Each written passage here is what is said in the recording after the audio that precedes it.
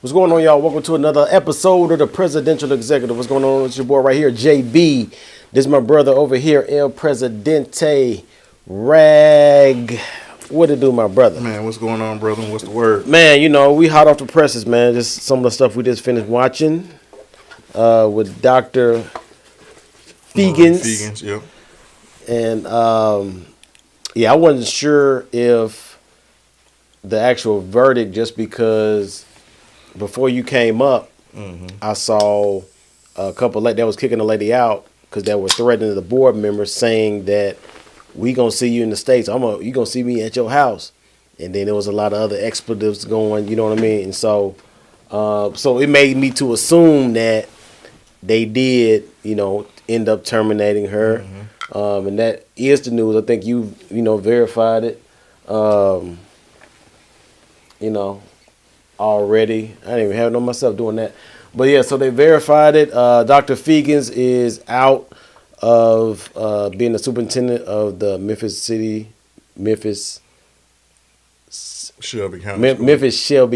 County School System. Okay. I don't want to say SCS and put that M in front of it. But so yeah, man, quick thoughts about that. Not even quick thoughts, but just your, we can marinate on this for a second, man, because I know you got some comments. Me, because of being in education, for the amount of time that I was being in the classroom, I know a lot of the teachers that I used to work with are extremely disappointed. One of my biggest issues is that the system is bullshit. It's not designed to help the kids, and it's creating an environment where people are at the top are more concerned about losing their jobs than they are about actually doing the job. Yeah. You know what I'm saying? You're so concerned that, if I do this, I'm gonna get fired. If I do this, whatever.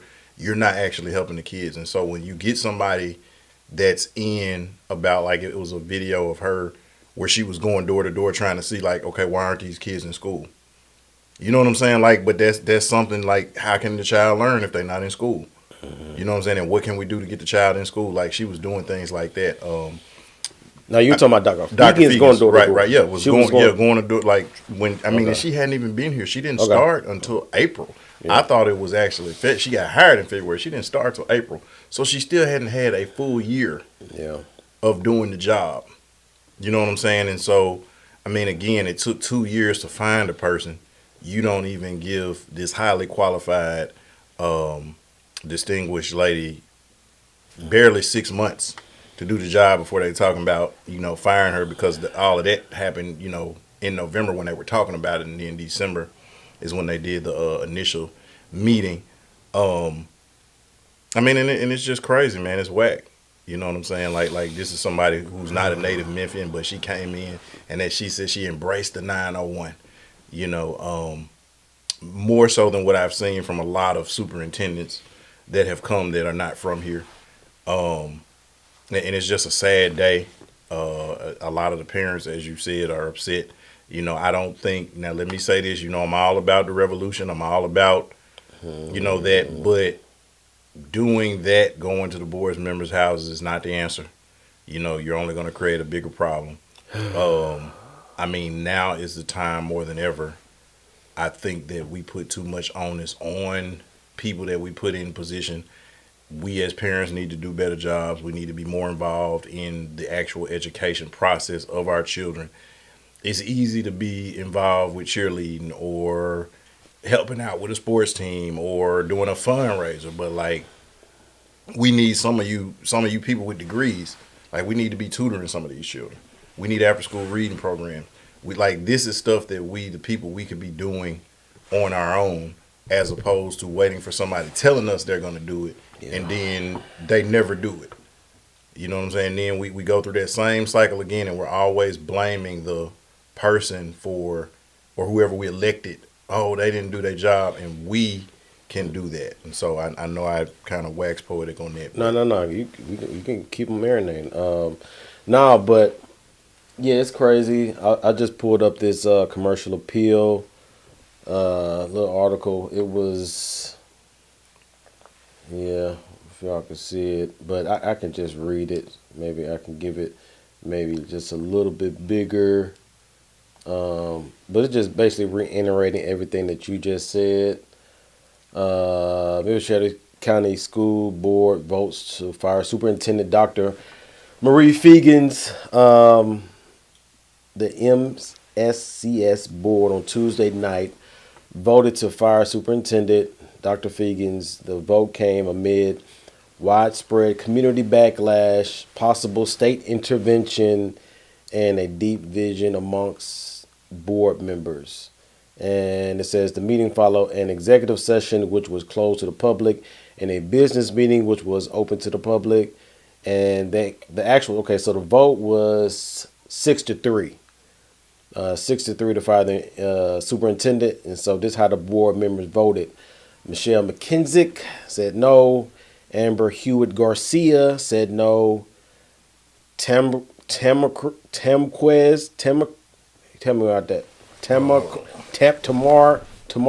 Porter. I can't see it. Oh, okay, my bad. No, you good. I know you got it up on the screen. I'm just trying. I can't see the screen. This screen? No. I was turning that screen towards me so I could see. Tamarquez Porter. Tamarcus. Tamarcus? Yeah, so if you take the TA, it's like Marcus with a Q. All right, but it's Tamarcus. Tamarcus Porter, no. Tawana Murphy, yes. Stephanie Love, yes. Natalia McKinney, yes. Sable Ote, pass, then yes. Whatever that means. Hold on. So I guess initially wasn't, maybe trying to see what the wave was doing. Yeah. Okay. I'm missing. Okay, so where was that? So then now Keith, Keith Williams was a pass, then yes. Then a Joyce Doris Coleman, that's the lady that usually always speaks. She said yes. Yeah, so it looked like those two possibles that passed, then said yes, were kind of like the deciding. Yeah, and they probably were swayed by some of the other people who said yes. Yeah. It's like, oh, so what JB gonna vote? Or JB said, okay, well I'm gonna say yes. Like it's kind of like, yeah. Oh, you know what? I'm gonna reach out. I know some people who know her. Yeah, and if she would, be willing, I don't know how long, she would be here. Who you talking about? Superintendent Feagins. Oh yeah, we would love to get her on for sure. Because at this point she can be unfiltered, Yeah, she can say what she got to say. And again, regardless of how I feel about certain processes, I always respect all authority. You know what I'm saying? I've not always police officers. No police officer can ever say I disrespected them. You know what I'm saying? I respect the office. I respect the position. Whether or not you my best friend, and it's crazy because now I've got a couple people that's close to me. A couple family members that's police officers. Yeah. But you know what I'm saying? Like growing up, of course you don't like the teacher because they the op, because they, you got homework and they tell your parents when you was talking too much and playing in class. But as I got older, I began to appreciate those people who, gave up their time away from their families. Anybody who says that you're in education for the money, because even what she makes, you know what I'm saying, like that's a lot compared to a lot of other people. But again, for what you have to deal with, for that bullshit, that ain't enough. Yeah. Like she uprooted her life and came here. You know what I'm saying? Yeah. And so you're expecting to be here for a certain amount of time, and you uproot your life. And potentially, if this your last stop, you might say, okay, well, this is where I'm finna plant my flag. Yeah. You see what I'm saying? So now and then, even the way it goes down, now that's on your record. You know what I'm saying? So now when you go to your next thing, they're looking at, it don't matter what the circumstances were. All they gonna see is, oh, you got voted out. Yeah. It don't matter that it was a political thing. It don't matter that it was some bullshit. It don't matter that it was already broken. You know what I'm saying? Like imagine if I gave you this glass and I shattered it and I said, okay, JB, put it back together. Mm-hmm. But then the crazy thing is, you don't even know what the glass looked like before I shattered it. So now you're trying to put it back together and you don't really have a concept of what it's supposed to be because of how messed up it is. Yeah. You see what I'm saying? So that's what anybody coming here is dealing with. And so it is very disrespectful. I've been lately been fond of saying, and people, ask me about it, but this situation is extremely diabolical, treacherous, fiendish, Mephistophelian, which means devilish. I don't like it, and like I said, I am going to try to reach out and hopefully, she'd be willing to come, chop it up. Yeah. Yeah, it's now the one I said, Michelle McKissick, the people that said no were for her staying. So board member Michelle McKissick addressing the public through the report from attorney Robert Spence in the trash. She also pointed out that Feagins broke 9 of 200 policies. She called the allegations against the superintendent a clerical error and said we are grasping at straws. Obviously in defense of Dr. Feagins, and board members voted to support posting the report. Just trying to get some more. When it said board members discussed a potential substitute amendment that would ask for Feagins to stay on and make improvements, and McKissick apologized for raising the temperature. She also said she thought the board was sending the wrong message to students if they didn't find a compromise. And so this is where I'm coming at, because at the end of the day, this just looks like a big argument between adults, and it's like it's really supposed to be about the kids. Right. Supposed to be, right? And so this is where I think this whole thing is messed up. And so it's almost like Reggie's sister that up and quit, I think, when they were trying to find the new superintendent, because it was just a circus show. Can't think of her name. Start with an S. Shalia, yeah.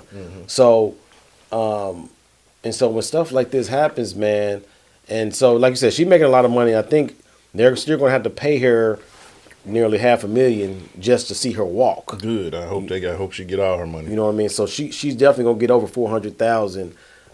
I did see that, and maybe getting even more, depending on her attorney. But this whole thing, man, I think is horrible. It's a horrible look for the city, man, because, we in Memphis, we always say we're not just this type of person. You know what I'm saying? We're not just your money bag yos and, yo Gottis, even though, they rep the city. But I grew up, listening to cats like yourself that's intellectual, that can actually write. But you're just as Memphis as those cats. Right. You know what I'm saying? But the city don't kind of get to see the intellectual or the other side of what we see in our city. Right. But then we have mess like this that just puts that image that they see all the time out there in the national media and just paints it real pretty for them and makes us look like a clown show, makes us look like, honestly, if you're not from Memphis, the last couple of times you heard about the Dolph and the Gotti stuff. You saw he got shot in front of a cookie shop. You saw all the investigation going on with the report going on, what happened with the Dolph murder. Right. And now we got this that's going around the nation, national news. So everything over the past 3 or 4 years that Memphis has been on national news about. Now, we're not even talking about the Grizzlies, you know what I'm saying? Right.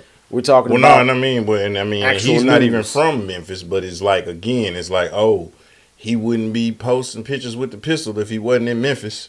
You know what I'm saying? He doing all that because he's in Memphis. So Memphis. So Memphis got the blame for some of the Josh stuff. And even when something positive, like you got, and shouts out to we'll get to this a little bit later on, but shouts out to Glorilla, who was on SNL last weekend. Right. But Grammy nominated. You know what I'm saying? Like had 4 songs that was hits last year, but when everybody listens to her talk, you know what I'm saying, they assume that everybody talks like that. Everybody. You know what I'm saying? And she's a very bright young woman. Yeah. She doesn't shy away from showing the hood side of it, but everybody don't talk like that. And she can't help herself. You know what I'm saying? Right. And in a lot of ways. And she's being authentic to who she is, and that's fine. Yeah, but it's just like when Terrence Howard played in Hustle and Flow, he found the one dude in Memphis that talks like that. And everybody saw Hustle and Flow and thought that everybody in Memphis talks like DJ from Hustle and Flow. Yep. And it's only maybe 1 or 2, You know what I'm saying? And he probably followed this guy around, and that was his whole frame of reference. You know, and it's to the point he did that so well. Now when people make fun of Terrence Howard, they don't use no other voice from no other movie. They only talk like him from Hustle and Flow. They don't talk like him in Iron Man. They talk like him from Hustle and Flow. Right. Like when they imitate Terrence Howard, it's the DJ voice. Yeah. And so, like to your point, everybody's view of Memphis is something like a backhanded compliment. It's a downgrade. It's a slick diss. It's a big me, little you type of energy. You know, like, oh, that's good for somebody from Memphis, like type of thing. Yep. You know what I'm saying? And for like a long time, I would say maybe not 2024, but like the early 2020s, like 21, 22, like Memphis was running the rap game. Oh yeah. You know what I'm saying? Like the top yeah. song, like I mean, like I said, you had the Dolphs, you had the Money Bags, you had Black Youngster, you had Don Tripp, and you know what I'm saying? The boy was like out before he went to jail. Finesse. No, not with Gucci. Dang, I can't. Yeah, South Memphis, exactly. man. Yeah, I know what you're talking about. But you know what I'm talking about, right. But dang, I can't think. Yeah, no, like I can see his face too, cause in the video, like he had the ski mask. Like I can't. His name is escaping me at the moment because he's been locked up for a minute. Shiesty. Pooh Shiesty. Shiesty, yeah, that's it. Shiesty.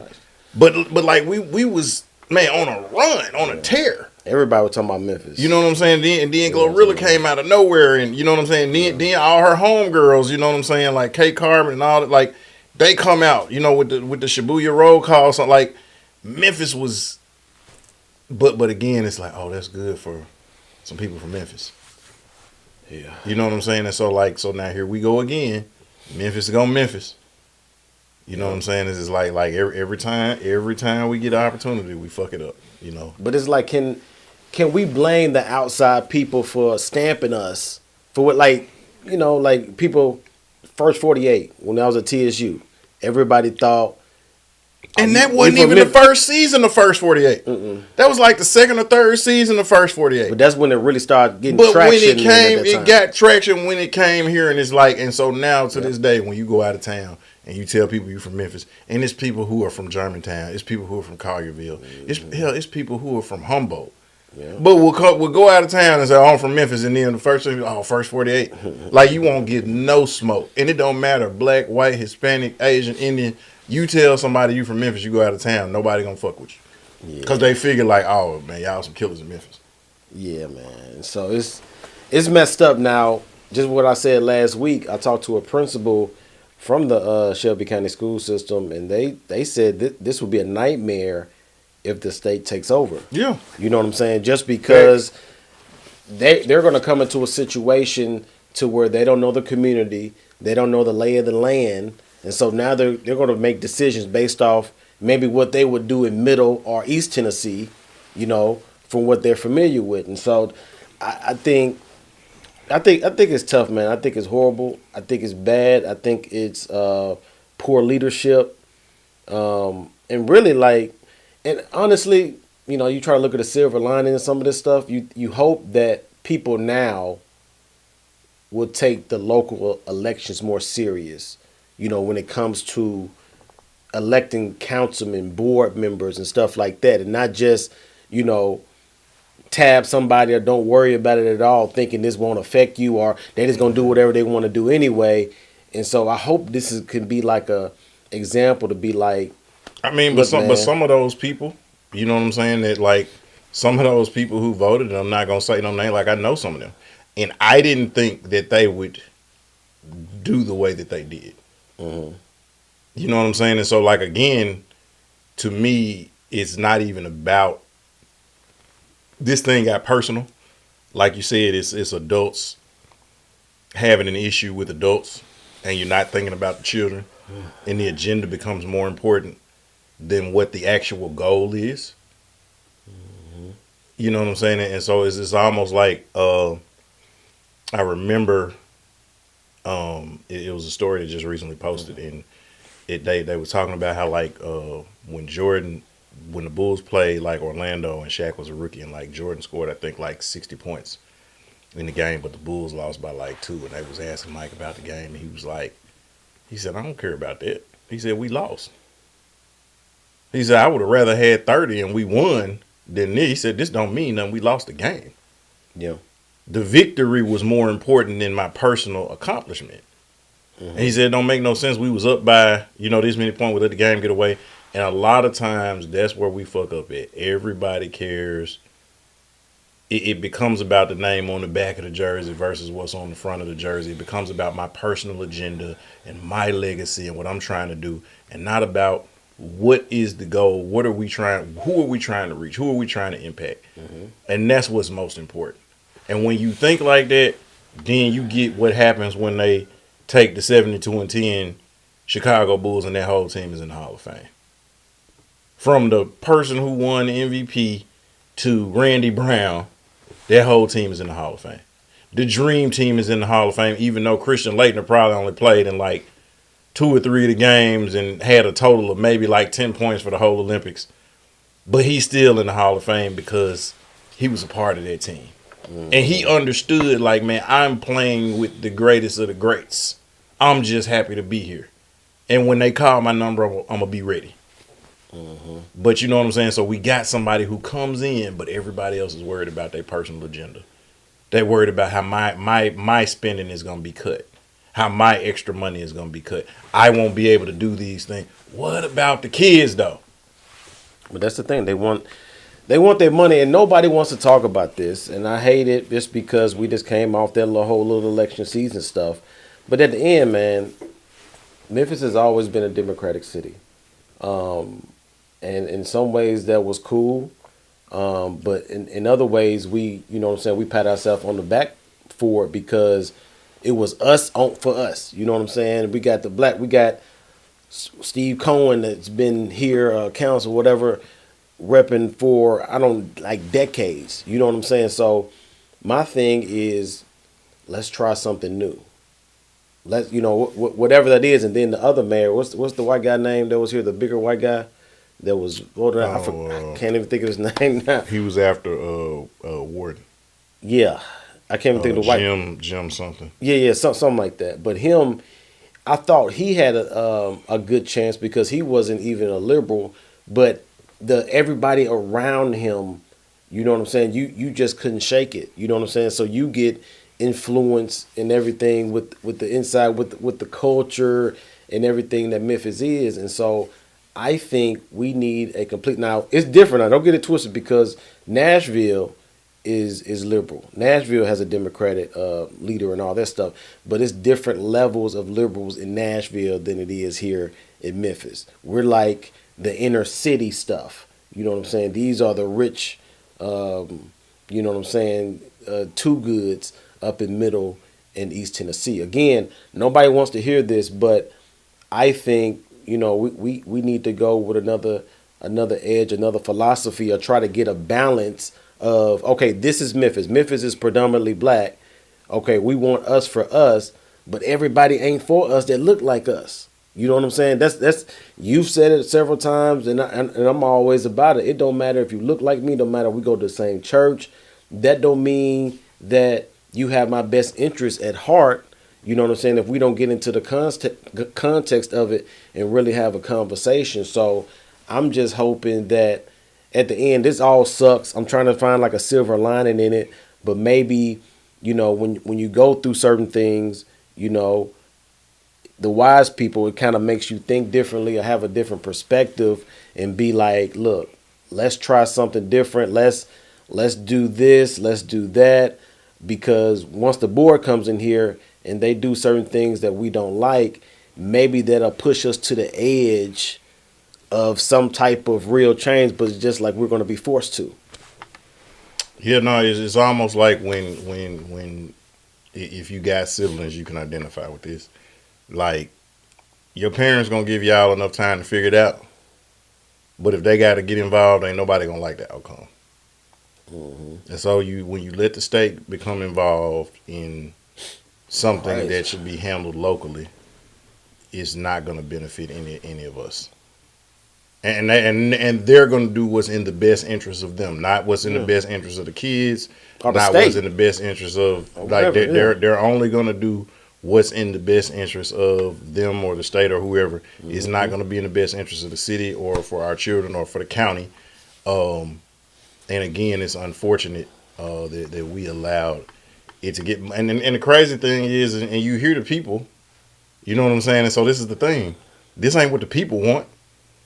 At all. But and now again, I'm not trying to go there, but overwhelmingly, like the people that the elected officials, and you're telling the elected officials, this ain't what we want. Y'all represent us. So this is how y'all need to vote. Fuck your agenda. This is what we want. This is the way you need to vote. We put you in office. This is the way you need to vote. And you know what they said? Fuck you and your vote. Yeah. I'm in office now. Fuck your vote. I got your vote, and now I'm in here. And so this is what I want to do. And you know the explanation that they give when the people say that, but y'all just don't know. It's stuff going on in the background. It's stuff going on behind the scenes that y'all just don't get.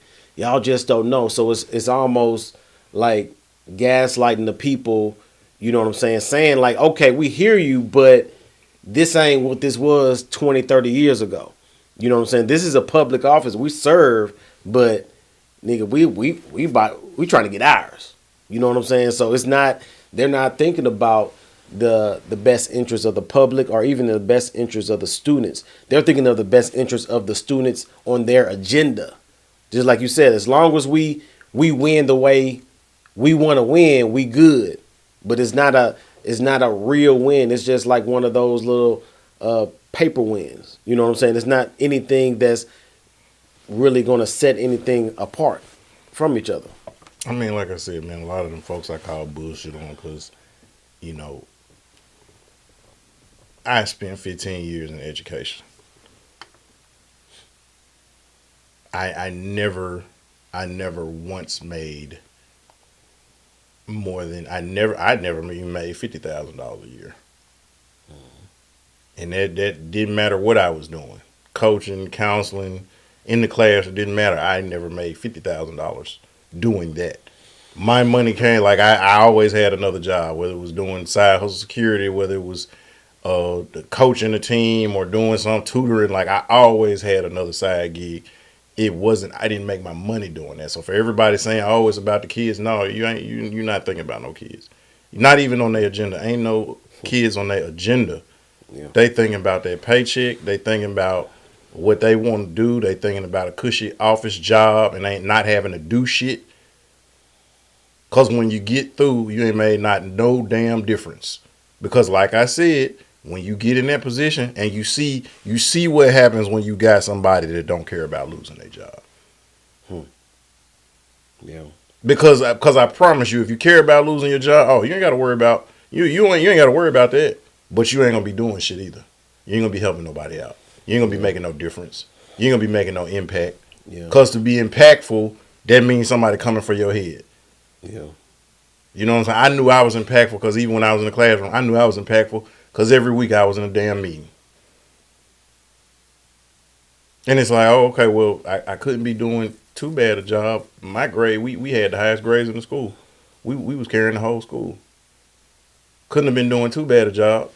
You know what I'm saying? I've been out the classroom 7 years. My kids still find me on Facebook, Instagram, TikTok. Oh, Mr. Ragland, I just want to say I appreciate you. I just wanted to say thanks to the go-to teacher.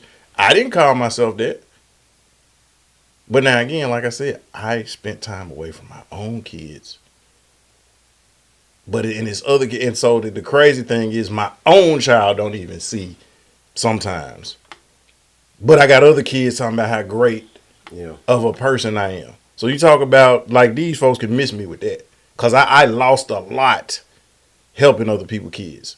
And so when I see somebody who's trying to do for our children, you know what I'm saying, put their reputation on the line.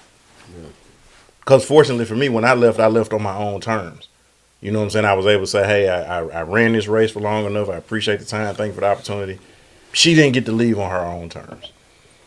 And I could understand if she had done something like really illegal, and like I forget the representative names, but like we grasping at straw, we reaching. Yep. We nitpicking now. We can't really say she did nothing. We are nitpicking. Yep. So I mean, man, look, I know we got other topics, but Yeah, we got other topics. we jumped right in because this was a breaking news thing, man. For those of y'all who know, y'all know where y'all can find us at. Y'all can find us on Google Podcasts, Amazon, iHeartRadio, Spotify. I'm missing one. I said Google. Amazon Music. Yeah, I said Google. I said Amazon, iHeartRadio, Spotify, Apple. Okay, I thought you said Apple. No, I didn't say no. Okay, I left one of them off. Okay. And Stitcher. Yeah, and the last thing I want to say about this, just observation I made about this, it's like all this stuff and being in corporate America. This is what the Memphis Shelby County school system is turning into, like a corporation, like more of a corporation, not an what you would call literally. I mean, honestly, if you want to, education is supposed to be like a ministry. You feel me? But it's just like in the secular realm, like, you know, everybody has their thing, and it's like it's taken off from actually being about the kids or what we, you know, layman ministry, and it's more about the corporate stuff, about how much I can get paid and how much I can get paid without doing much or doing anything. And so I get that that's something I think we all can look at, but then I think this just hits the head, man, because, you know, it's unfortunate. I think you read a couple social media posts talking about, man, they're done. You know, they're probably gonna go to private school or something. Right, you know, yeah. One of my old classmates, she was like, you know, from here on out, she's like, she gonna try to put her kids in private school. Now, I don't blame anybody doing that. Yeah, not at all. Okay, so this next one here, it's like, now we want to go in with the Dave Chappelle SNL. I mean, yeah. So this is monologue. his fourth time hosting. And he made history because this is the longest monologue in the history of SNL. Like normally, you know, like when they have stand-up comedians do it, maybe? Yeah, that they'll let people go 10 minutes. He went almost 20. Yeah, he about 17, 18 minutes. Yeah. And nobody usually, like I said, goes over 10 minutes. Mm-hmm. And they only reserve that for like the stand-ups. Mm-hmm. So like Chris Rock would have a long one, Bill Burr, different like stand-up comedians, like when they have John Mulaney on there, like people that are stand-ups, they give them that floor because that's what they do. Normally when they have actors or actresses or musicians that are hosting, their monologues are real short, you know, but he made history with the 17-minute monologue. But it wasn't just, and he touched on everything from Luigi. It was fun. I mean, of course, you know, the election. Yeah. He also gave a touching salute. Yeah, about the wildfires. Him not being invited to Diddy parties. Yeah. What got me was he said, I knew I was ugly. He said, Carl Winslow was at a Diddy party and I wasn't invited. Right. It was hilarious. Yeah, it was. And it was classic Dave, but he gave a touching tribute to Jimmy Carter. President Carter. Yep. Right. And even what he said about President Trump, you know, I mean, and he said, look, I know you watched the show. He was like, so you got to be empathetic. Yeah. And empathy is not looking at it from your standpoint. Empathy is trying to imagine what the other person is going through. And a lot of times it's hard for us to empathize because, like, if we haven't been in a certain situation, we try to sympathize. I can only sympathize with you if I know exactly what you're dealing with. So, like, for example, you know, you a couple of years ago lost your dad. I can't sympathize with you on that. I don't know what that feels like yet. I can only empathize. I can only think about what I would feel if I was in the same, you know, situation. So now I have to try to be sensitive. I have to try to say, okay, like I don't know what that feels like, but if I was in that situation, like how would I take that? How would I react? You know, with certain subjects be off limits. You know what I'm saying? Like, and so a lot of times we don't do that. We look at somebody who don't have a lot of money, or we look at somebody who is struggling. We look at somebody who might have an addiction, and we get on our high horse and act like we're superior to people because we didn't get caught. You know what I'm saying? Like, we look down on the person who got a bunch of kids. You know, like, oh man, you out there fucking up having all these kids, but you act like you always wrapped it up. You know what I'm saying? When you laid down. You know what I'm saying? And maybe your soldiers wasn't ready to fight that day. Yeah. You know what I'm saying? Maybe her eggs wasn't cracking that day. Yeah. So, You know what I'm saying? Like, and some people were very fortunate. You didn't. Yeah. You know, we look at somebody that's in jail for something like, man, as many fights as you got in, and you just didn't get caught. As much as you stole from the store, sure. you just didn't get caught. But sometimes we don't do that. And what I like what he said, you know, just as American, he said we all need to be better though. You know what I'm saying? So he initially he did lead with the leadership. Yes, you need to be this way. But then he said to all Americans, we all need to be better. We all need to be empathetic. Yeah. You know what I'm saying? And I think that that's something that rings true. We all need to practice that, because sometimes it's always we're quick to cast blame on other. Oh, well, y'all ain't doing this, but then we're not honest about, like, okay, you know what? We could have did better over here too. We should have did better handling this situation. Yeah. You know, and so, you know, again, it was a classic. And then, like I said, shout out to Glorilla, who was on SNL as well. You know, represented Memphis well, did a fantastic, phenomenal job. Did that balloon? Yeah. Oh yeah, she was in that. Yeah. She like got in on the sketches too. Yeah, she did. But her performance, man, like the stage show was impeccable. The choreography was great. Yeah. You know, and even like I didn't see her performance though. Yeah, she didn't use performance track, like that was her on the microphone. You know, and keep in mind, she's rapping on the microphone, but she's dancing. She ain't just, you know, standing in one spot, you know, rocking side to side. Like, she got a whole, you know, choreography going, and she's still rapping. You know what I'm saying? Was talking to the crowd and everything. You know, like, she represented the city well, represented her craft well. You know, shout out to her. Again, being Grammy nominated. You know, much continued success to her. Yeah. And like I said, it was classic day, man. You got to love it. Yeah, I thought, because I just looked at it this afternoon, this early evening, you know, 17 minutes, and it was classic Dave. It was probably one of his best. I mean, clearly in SNL, but just in like, he's always seeming to, you know, get better at doing stuff like that. Like I think I call it sophisticated comedy. Yeah, you know what I'm saying. So he make you laugh, he make you think. He make you smile. He'll make you cringe. You know what I'm saying? And he does it all with class. It's nothing too over the top to where, you know, somebody can point to be like, oh, you're doing, you know what I'm saying? Yeah. And so it was magical. It was Dave. And, you know, to like what you said, he talked about the Trump thing. Now, I think one of the things that was kind of, I wonder how the crowd was going to take it. And he was talking about the wildfires.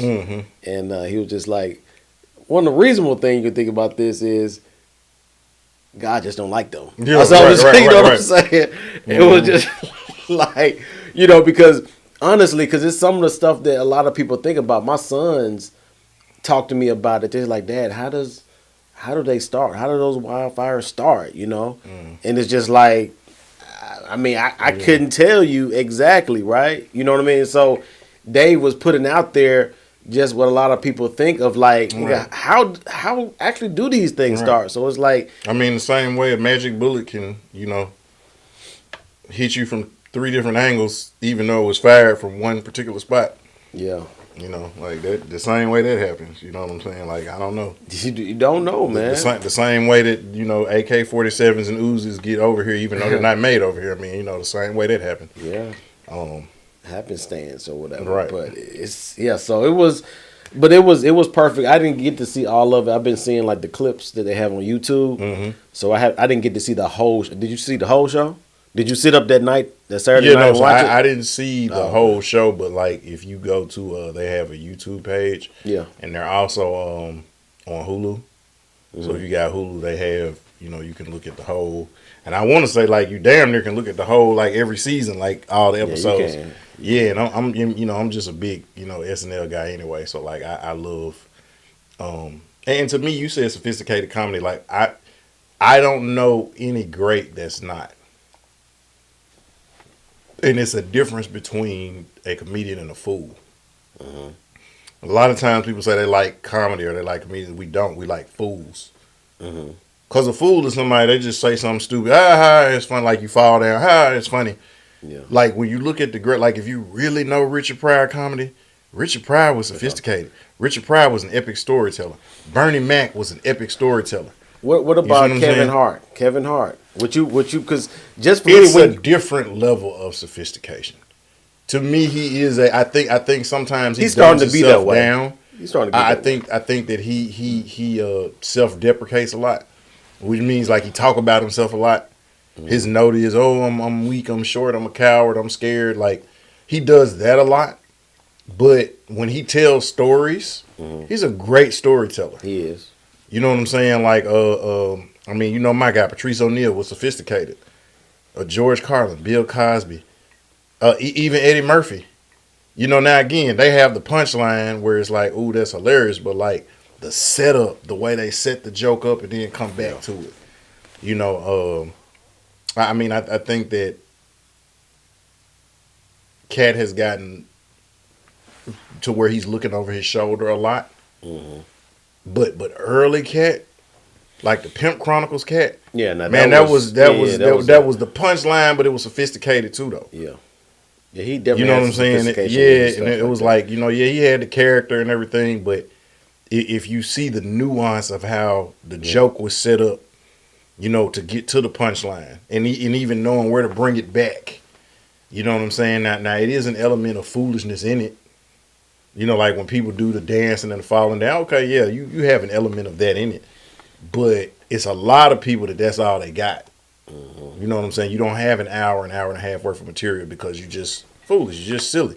And everybody got their own personality too. So I say more sophisticated when I talk about with Dave, just because of his demeanor when he's up there. He's cool, got a cigarette, you feel me?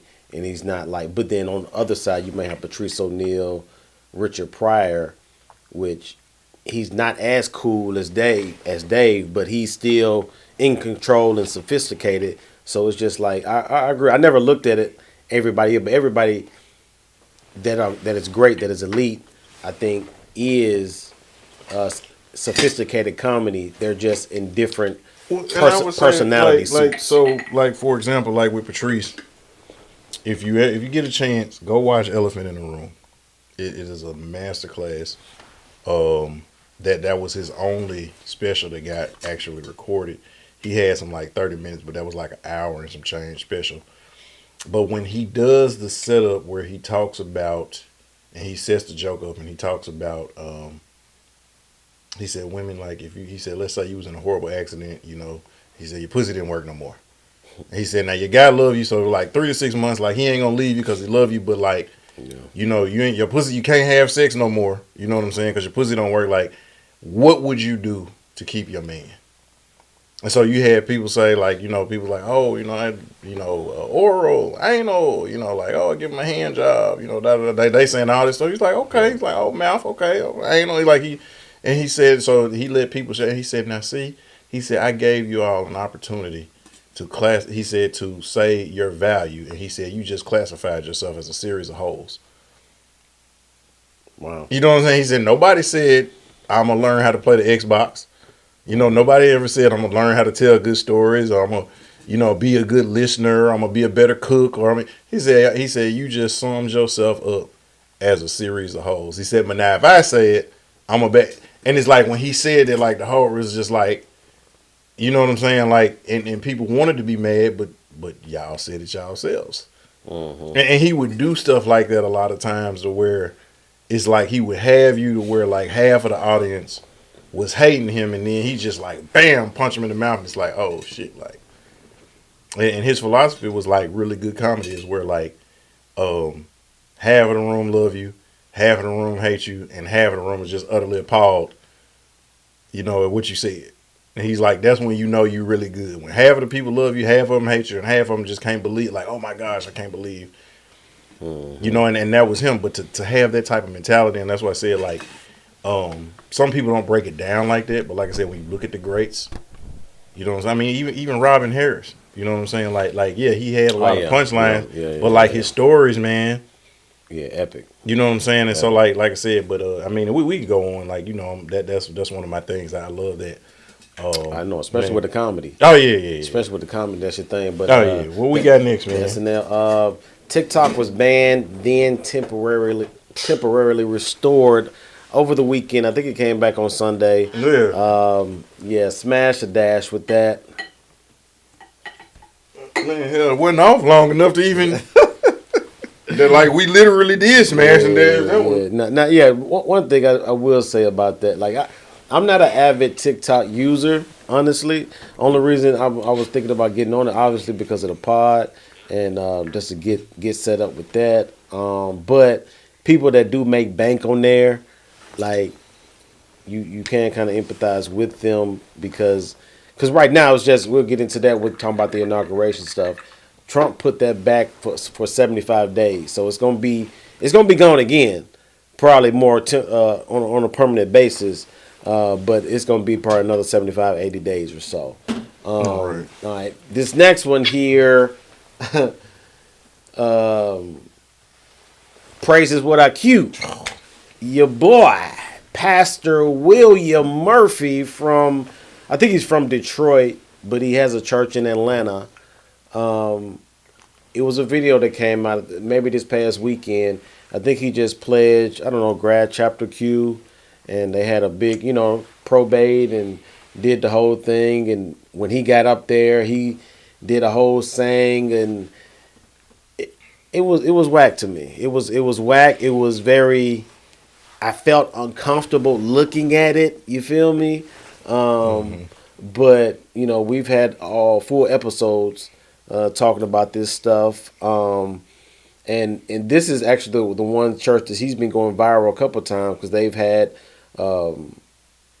Greek Day and they've been on the pulpit dancing, doing dances, probates, doing all that stuff.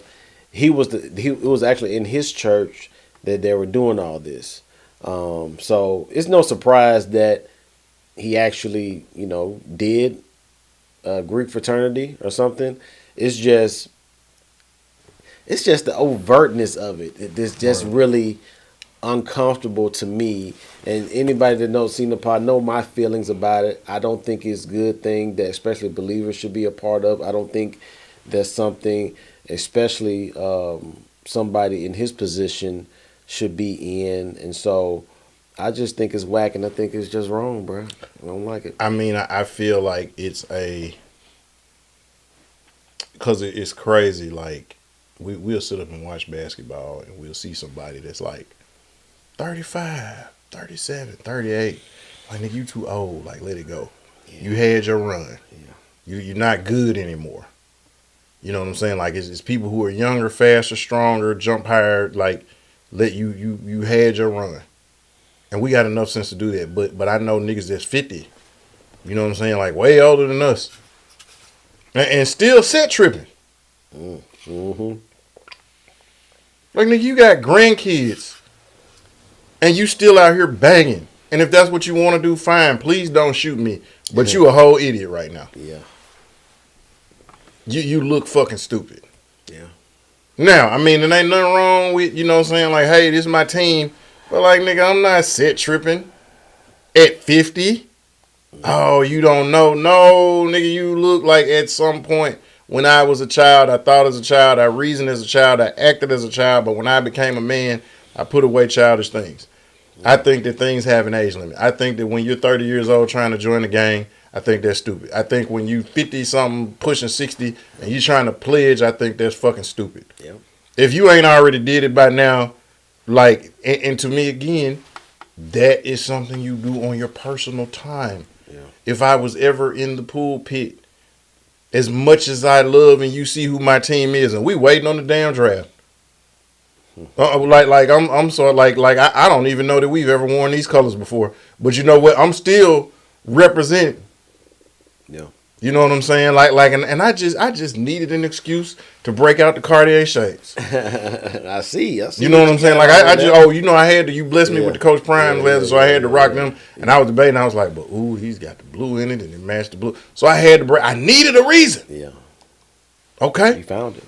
But again, if I was in the pulpit, let's just say, hypothetically speaking, whenever we win another Super Bowl, I would not take a time that I'm supposed to be teaching the Father's people to talk about and celebrate the 49ers. That is something I'll do on my personal time. That's something I'll post on my Facebook page. That's something I'll shoot you a text and be like, hey, JB, how about them? That's when I'll do that. I'll do that on the podcast. I'm not going to do that from the pulpit. Yeah. And so when these folks have, again, you do what you do, but you take time away from reaching the Father's people. And all I will say is, and people say, oh, man, you got to change with the time. Oh, okay, well, you know what? They said Jesus went with the time, but Jesus didn't do no gimmicks. Not at all. You know what I'm saying? I mean, now he did some miracles. He turned 2 fish sticks and made a whole seafood platter. You know what I'm saying? Like I know he turned some tables over and whooped some ass. Yeah. I know he sat with some people that people said was unclean, but he didn't come and be like, okay, you know what? Let me get all the hoes from the streets and y'all do a dance, and I'm gonna use this to minister to the people. No, he said y'all ain't got to do that no more. That's what he did. Yeah. He said we finna be doing the whole coon show, and this is a way we gonna reach some people. Yeah. And I'm gonna keep it a buck. When we used to be out there, man, you know, me, Marco, Rod, Keenan, E, we'd be out there. Yeah, we go out there, you know, we'd be at the parks, we hoop and everything like that. But man, we had more people come to the church, and we was just going, walking around, just talking to folks. Mm-hmm. Walking around, hey man, y'all got something y'all want to pray about? Some of the folks still go to breath today. And we met walking through what those apartments over there by used to be Raleigh Woods. Yeah, Raleigh Woods over there by where the Raleigh Library used to be at, and we used to be over there down the street from Coleman. Yeah. Like them folks, when we be over in Timberlake. You know what I'm saying? Like them folks still go to the breath. You know what I'm saying? And all we walking over there by Raleigh, Egypt. Them folks still at breath. And all we was doing is walking through the neighborhoods. Hey man, can we pray with y'all? Hey, you know, y'all got anything? Y'all, you know, what's some concerns y'all got? How your family doing? How your marriage doing? How your kids doing? And these folks still at the breath. We went out there and hoop. And you know what them folks like, same time next week? I mean, so if anything, that was good exercise. But man, the gimmick wasn't what got people, man, when people saw how much you cared. Now, it's good to have sports and stuff to keep people engaged. You know, okay, they give me something else to do. I ain't got to be away. I can come here, and I know I ain't got to worry about nobody shooting at me if I dunk on them. You know what I'm saying? Or we get into it or whatever. We ain't going to get to shooting in the parking lot. You know what I'm saying? We going to dab it up and shake hands afterwards and be good. Yeah. You know, but man, I think that was just stupid. I think it was. So you just keep on praising is what you queuing.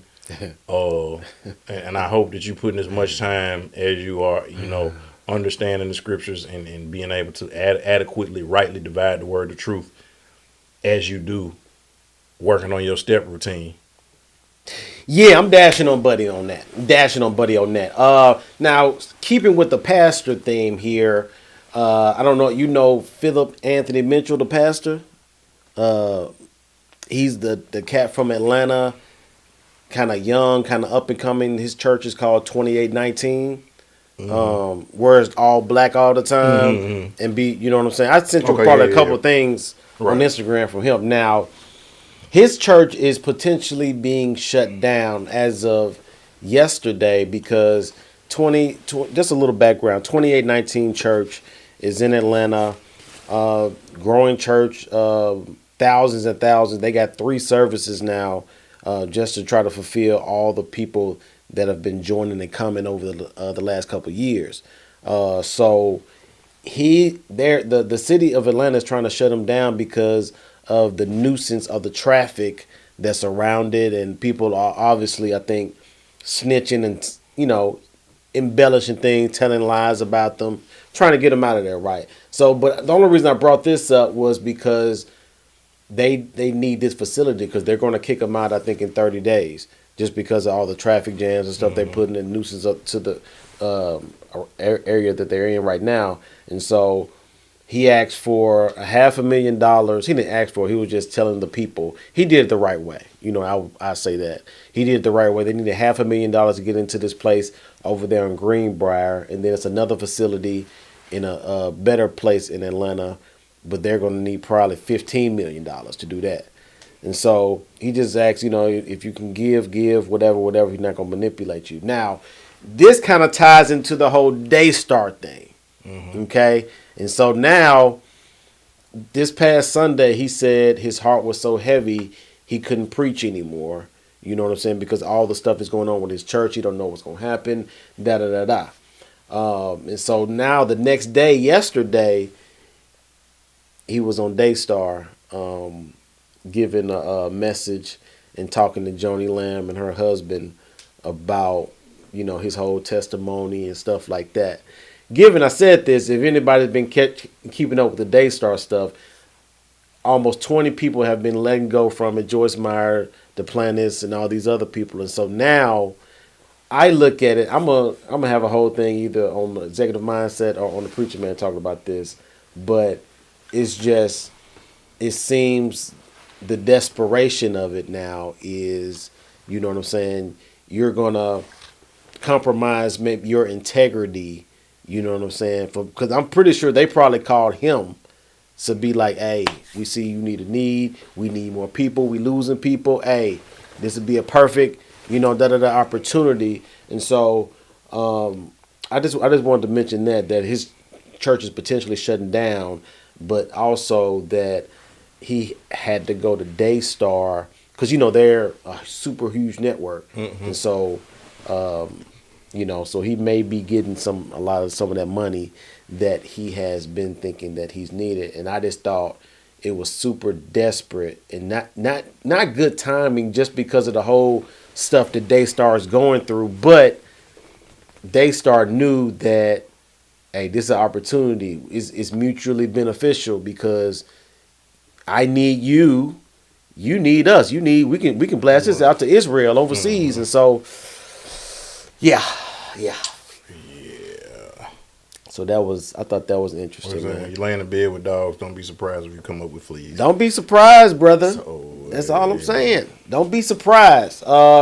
Next one here. I'm not if you're familiar with the PBD podcast, Patrick Bet David. Yeah. Valuetainment. Right. Valuetainment. Scottie Pippen was on there. I'm not sure if I didn't see the whole 2 hours of it. I saw probably about a good hour-ish of it. Now, he's kind of calmed down from the backlash after The Last Dance, right? So it's not that Scotty. He gave Michael his props. Right. Now, he did say Magic is more of a GOAT than Mike, He also said that PBD said, hey, take Michael. He said, pick somebody in the draft, Kenny Smith. They take Kenny Smith, they don't take you.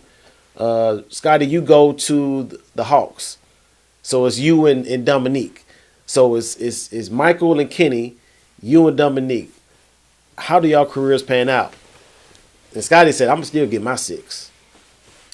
What about Jordan? He like, he may get 2 or 3, you know. So, that's first one of of all, the things I don't, you know, and you know who my favorite player of all time is. I can say he's my GOAT. Yeah. Your favorite. Like MJ is the GOAT. Yeah. You know what I'm saying? Like LeBron is the GOAT of his generation.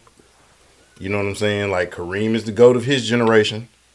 Okay, like Scotty is just my favorite. He was a Swiss Army knife. Yep. You know, he was multi-talented. He could do a lot of things well.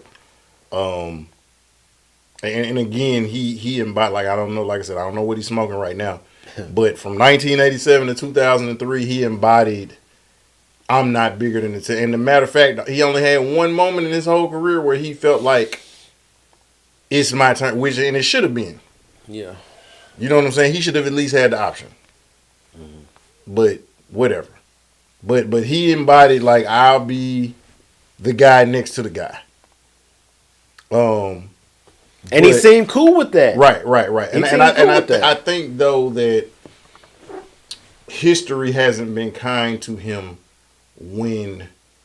because it's always a two-edged sword.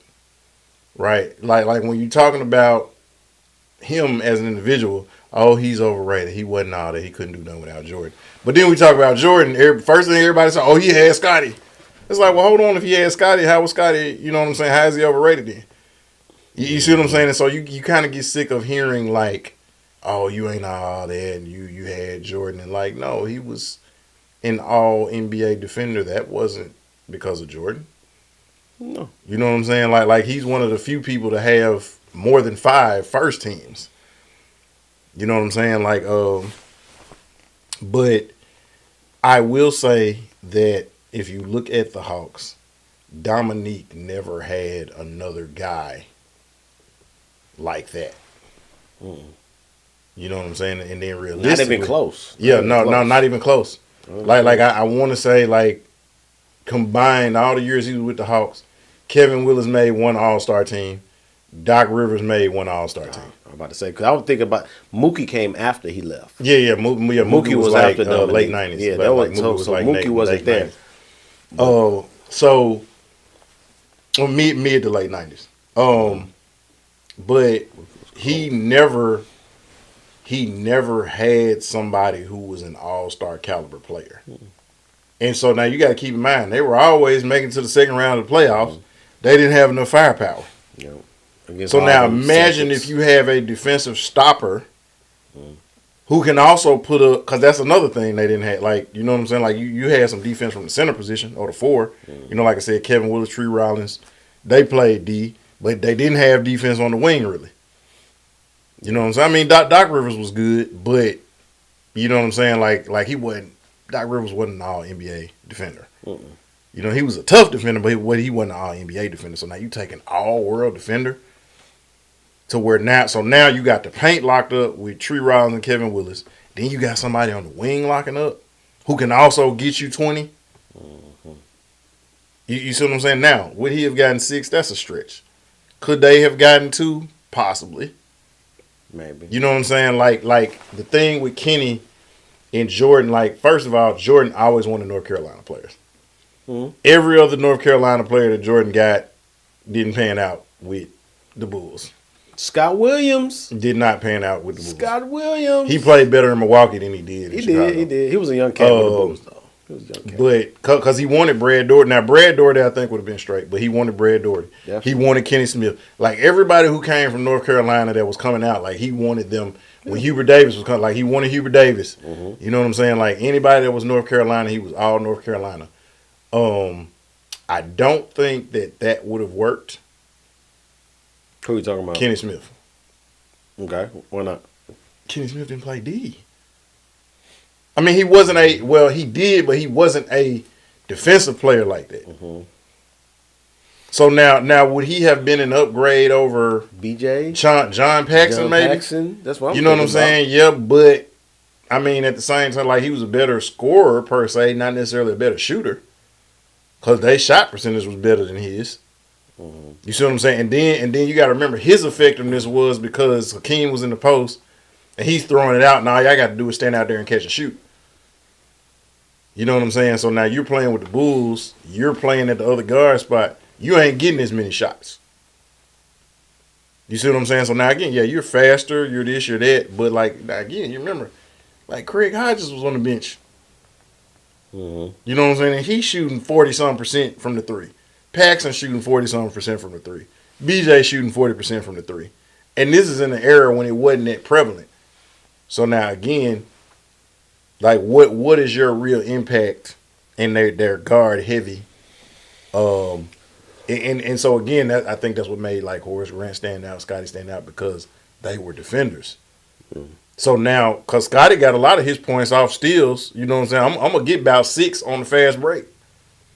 You see what I'm saying? So, like I said, again, now, Jordan was going to win multiple anyway. It don't matter who you put. Jordan could have had us. Yeah. He would have won at least, a couple of them. Now 3-peat, that's debatable, but I think that those two together were the perfect storm.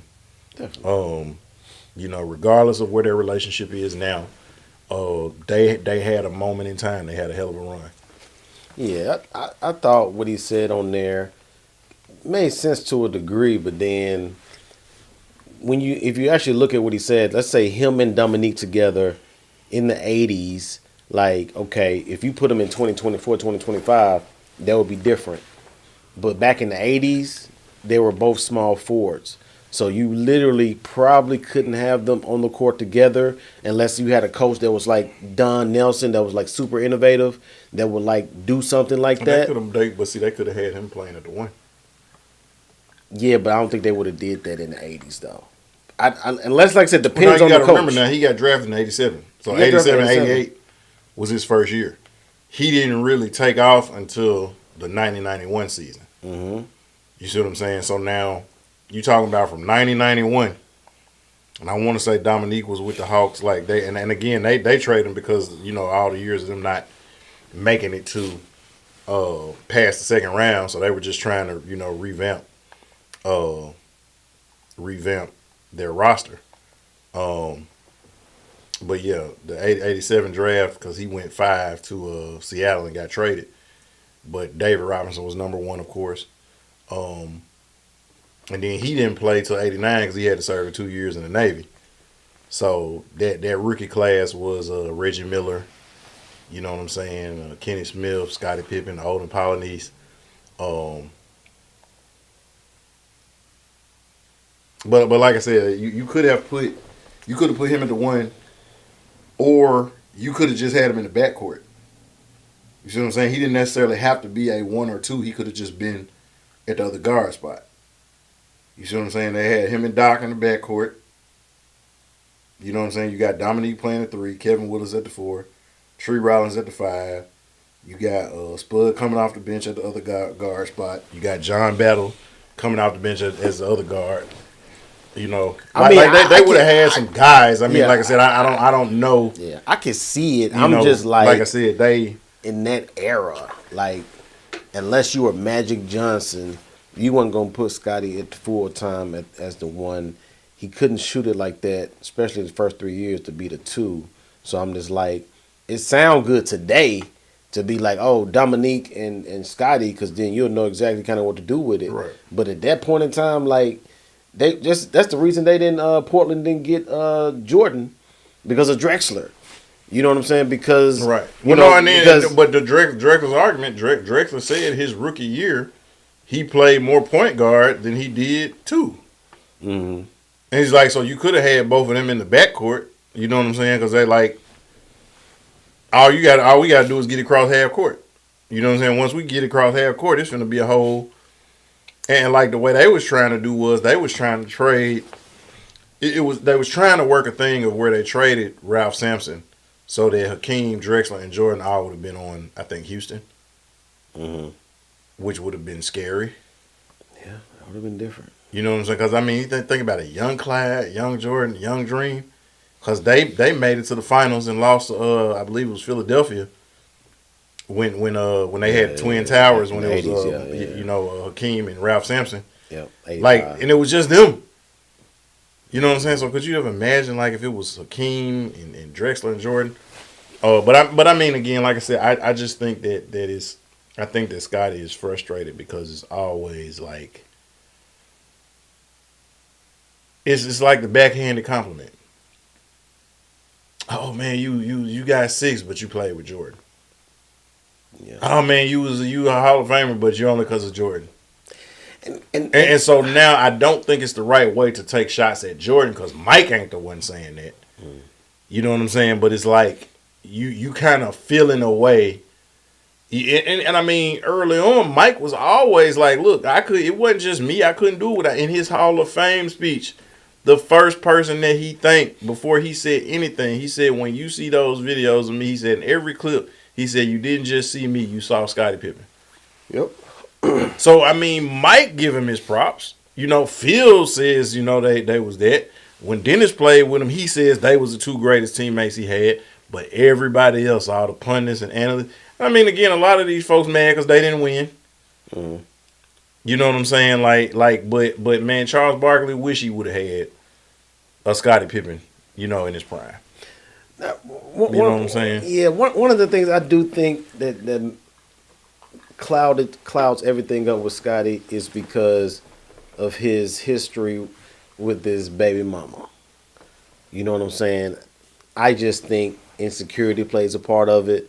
You know what I'm saying? Because, like you said, in the 90s, even early as 2000s, like it was, you know, remember that time he was on the, Jordan's about to come back, he put the shoe up. You know what I'm saying? Did that. Like, it was known just like, no, bro, I need you. You're the greatest player in the game. He said that, you know, who wouldn't want the greatest player in the game back?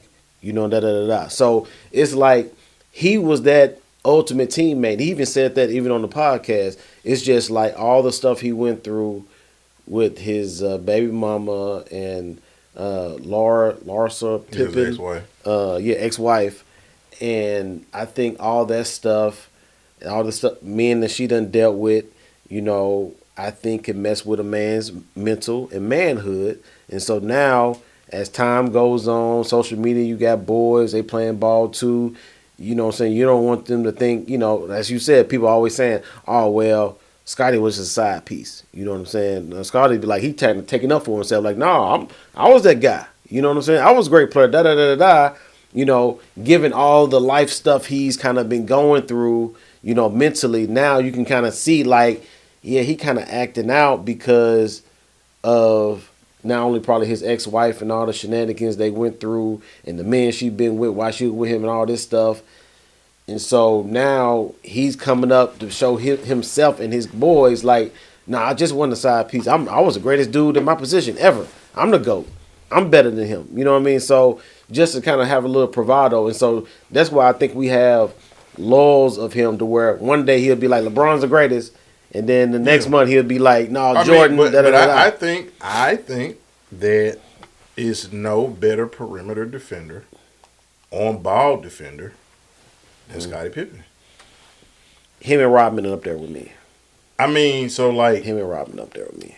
Rodman was, I would say Rodman probably was better at defending. Pound for pound, I think Rodman is the best. And what I mean by that is because, like, as much as he had to guard the 4s and the 5s, and dude ain't nothing but like 6'7". Killed Magic. You know what I'm saying? And like, no, I'm talking about Rodman. Yeah, I'm talking about remember them series where he was guarding Magic? But you a 6'7" guy and you guarding Shaq. Yeah. You're guarding Karl Malone. So when these dudes be like, oh man, they too little, man, LeBron 275. So was Karl Malone. That like, what the fuck you think Shaq weigh when Rodman was D'ing him up? 330. And you mean to tell me you think LeBron stronger than Shaq? As strong as LeBron is, you think he's stronger than Karl Malone? Man, Karl Malone crippled a lot of people with them elbows. Ask your boy Zeke. You know what I'm saying? And Karl Malone wasn't flopping for nobody. You know what I'm saying? So like, again, pound for pound, I would say Rodman. But I mean, when you look at that finals where Scottie's guarding Magic up the court. 91 finals. You know what I'm saying? And he can't do nobody stop Magic from bringing the ball up the court. And this man is real live doing a basketball drill, dribbling the ball up the court because he can't do what he's doing. Yeah. You know what I'm saying? When you hear Mark Jackson talk about how, like, I could not, when he was guarding me, I couldn't play the way I wanted to play. I had to play how he made me play. You know what I'm saying? When you watch that 93 finals where they're playing Phoenix, you know what I'm saying? In times where he ripping Charles Barkley in the post, he ripping Malone in the post, he ripping Larry Johnson when he played for Charlotte. Mm-hmm. You know what I'm saying? Like, and that's what I mean on bot. Like when if I'm guarding you, you know what I'm saying? To me, ain't nobody better than Scottie. Yeah. Now, like I said, pound for pound, you got to put somebody on a big man, Rodman, or you know he can go guard the point guard. You know what I'm saying? And be just as quick. Yeah. Like I said, pound for pound Rodman. But like just on ball defender, you know what I'm saying? If I got to put somebody on you to frustrate you and make you work for every basket, and people can say, well, Penny used to work. Yeah, but name somebody who Penny had to put more moves on than Scottie. Penny hitting people with one move, except for Scottie Pippen. He got to do 3 or 4. Grant Hill hitting people with one cross. And he had to cope. Scottie guarded him. He got to he got to dance with it because you ain't beating him with a like you got to really. Yeah. You see what I'm saying? That's why I said but you got to respect the fact that this man, if I don't hit him with that, he gonna take it and be gone the other way. You know what I'm saying? And when he get it, 3 dribbles and he dunking that hoe. You know what I'm saying? Like he ain't doing 20 dribbles down the court that long stride. He like 3 dribbles and he. So, I mean, again, I think that he don't get his props in that category. And I think if he did, he wouldn't be as salty as he is because he is one of the 50 greatest. He is one of the top 75. He is a multiple time, I want to say 4 or 5 time All NBA. Mm-hmm. You know what I'm saying? He is a 9-time All Defensive. You know what I'm saying? I want to say like 7 or 8 of them was first team. Yeah. No, you know what I'm saying? Like so. I mean, no, we recognize that, but you got these talking heads that act like this man didn't do. Yeah. And again, and most of these people talk. You're not a real basketball fan. You're a Jordan fan. You're a LeBron fan. You're a Boston fan. You're a LA fan. You're not a real basketball fan. Because if you're a real basketball fan, you can't sit up and watch them and say that man is overrated or talk about his career like that. You really can't talk about none of these dudes in the NBA. As much as we clown Kwame Brown, you ain't just. It's a lot of 7 people. We know a lot of tall niggas that didn't get out of college. Yeah. Yep. You know, so. Yep. Let's finish these out. Now, quickly, women breaks record for sleeping with over 1,000 men in 12 hours. Smash? No, she did. She smashed it. We good. She smashed it. Yeah. Or she got smashed. That's ridiculous. She did. That ain't nothing to brag about. Not at all. This next one, Joker. My boy Djokovic, the Australian Open is going on right now. In the quarterfinals, beat Carlos Alcaraz this morning in 4 sets. So he's going to the Australian Open semifinals, and this will be Joker's 50th Grand Slam semifinals, which is a record. And he's going for another record, being his 25th Grand Slam this year. So salute the Joker. I don't know how he's doing it. And I think he still got another couple of years left in him. Maybe. I thought he was done. I thought it was done after last year because I saw his body breaking down. Mm-hmm. He missed Wimbledon, had to retire, I think, in the French Open. Didn't win the Olympics. You know what I'm saying? So that kind of looked like it was his swan song out. But it seemed he got the new coach now, Andy Murray. Andy Murray? Andy Murray. Oh, wow. Yeah, they got him coaching him now. So maybe it's giving him some type of new. Djokovic is the GOAT. Yeah, I can't front, bro. It is what it is. So salute to him, man. NFL playoffs. Now you did. I called the Commanders win, and I was almost 2 for 2 but the Rams fell short. The Chiefs won. The Chiefs, that's a whole nother situation. I don't know if you saw the game. The refs, dog. So, like I said, if it wasn't for the refs, do you think that the Texans would have won? I think they would have had a better shot. I'll put it that way. I think that the refs played a part in it. Like, I mean, you moving halfway down the field because quarterback hits and everything like that on a 3rd down. Like, it was bad. I mean, because CJ ain't no hoe. Nah. You know what I'm saying? CJ do what he do. So I feel like, man, I was watching. It was a real somebody made, and it was like a fake, commentating going on. And they was like, their Lord and Savior, Jesus Christ Mahomes falls back. Yeah. You know what I'm saying? And then, like, he's like, such and such with a late hit on their Lord and Savior. And he's like, not only is he being ejected, but he's going to be executed by firing squad. Like, and they was making the joke, but that's the way they act about. And to the point now, we can't even appreciate your greatness. You know what I'm saying? Like, when that happens, we can't even appreciate how great you are. Yeah. Yeah, because if you're not getting the referee help, then we can't do nothing but be like, hey, you that guy. And it's getting to that point. Like, even my boy Troy Aikman mentioned a couple times, like, come on, man. Like, this is not – I didn't see a hit. It wasn't anything. And plus, when he's up there playing in the defender's face and then play the victim, right. You know what I'm saying? I think one of the plays, he stopped right before out of bounds and then stopped right there.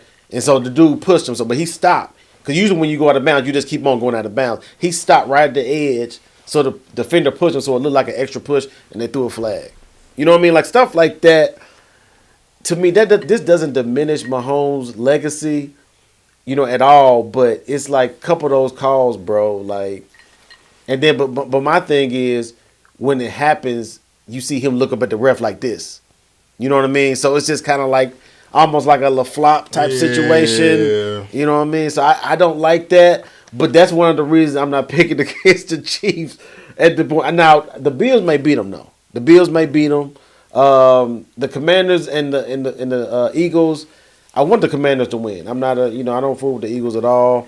So I'm predicting Chiefs and Commanders. No, the Chiefs and the Commanders in the Super Bowl. So we'll see about that. The college football playoffs championship was yesterday. Ohio State beat Notre Dame 34-23.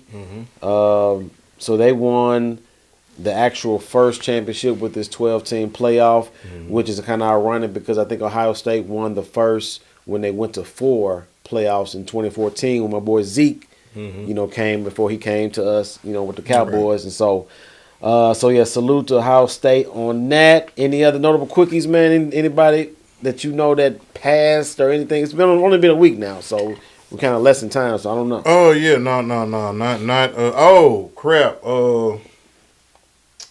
Man, I can't think of my boy's name. He made up the show Twin Peaks and crap. I can't think because he just. Oh man, come on now, Twin Peaks. That's one of the greatest shows of all time. Yeah, I'm trying to think of the name though. David Lynch. He died? Yeah. No. I know who I'm thinking about. The dude in the baseball movies. Oh, Bob Uecker. Bob Uecker, yeah. Yeah, because he played on yeah, I know. What was that show he was on? Yeah. Where he was the You talking about which dude you talking about? Dave or the other dude? No. So yeah. You talking about the baseball movies he was on? You talking about Bob Uecker? Bob Uecker was on the baseball. Yeah, no. He played on a TV show though. I know he played on the TV show. He was like the main. Hell, I want to say. I want to say I feel like I just talked about him. Was he on Empty Nest?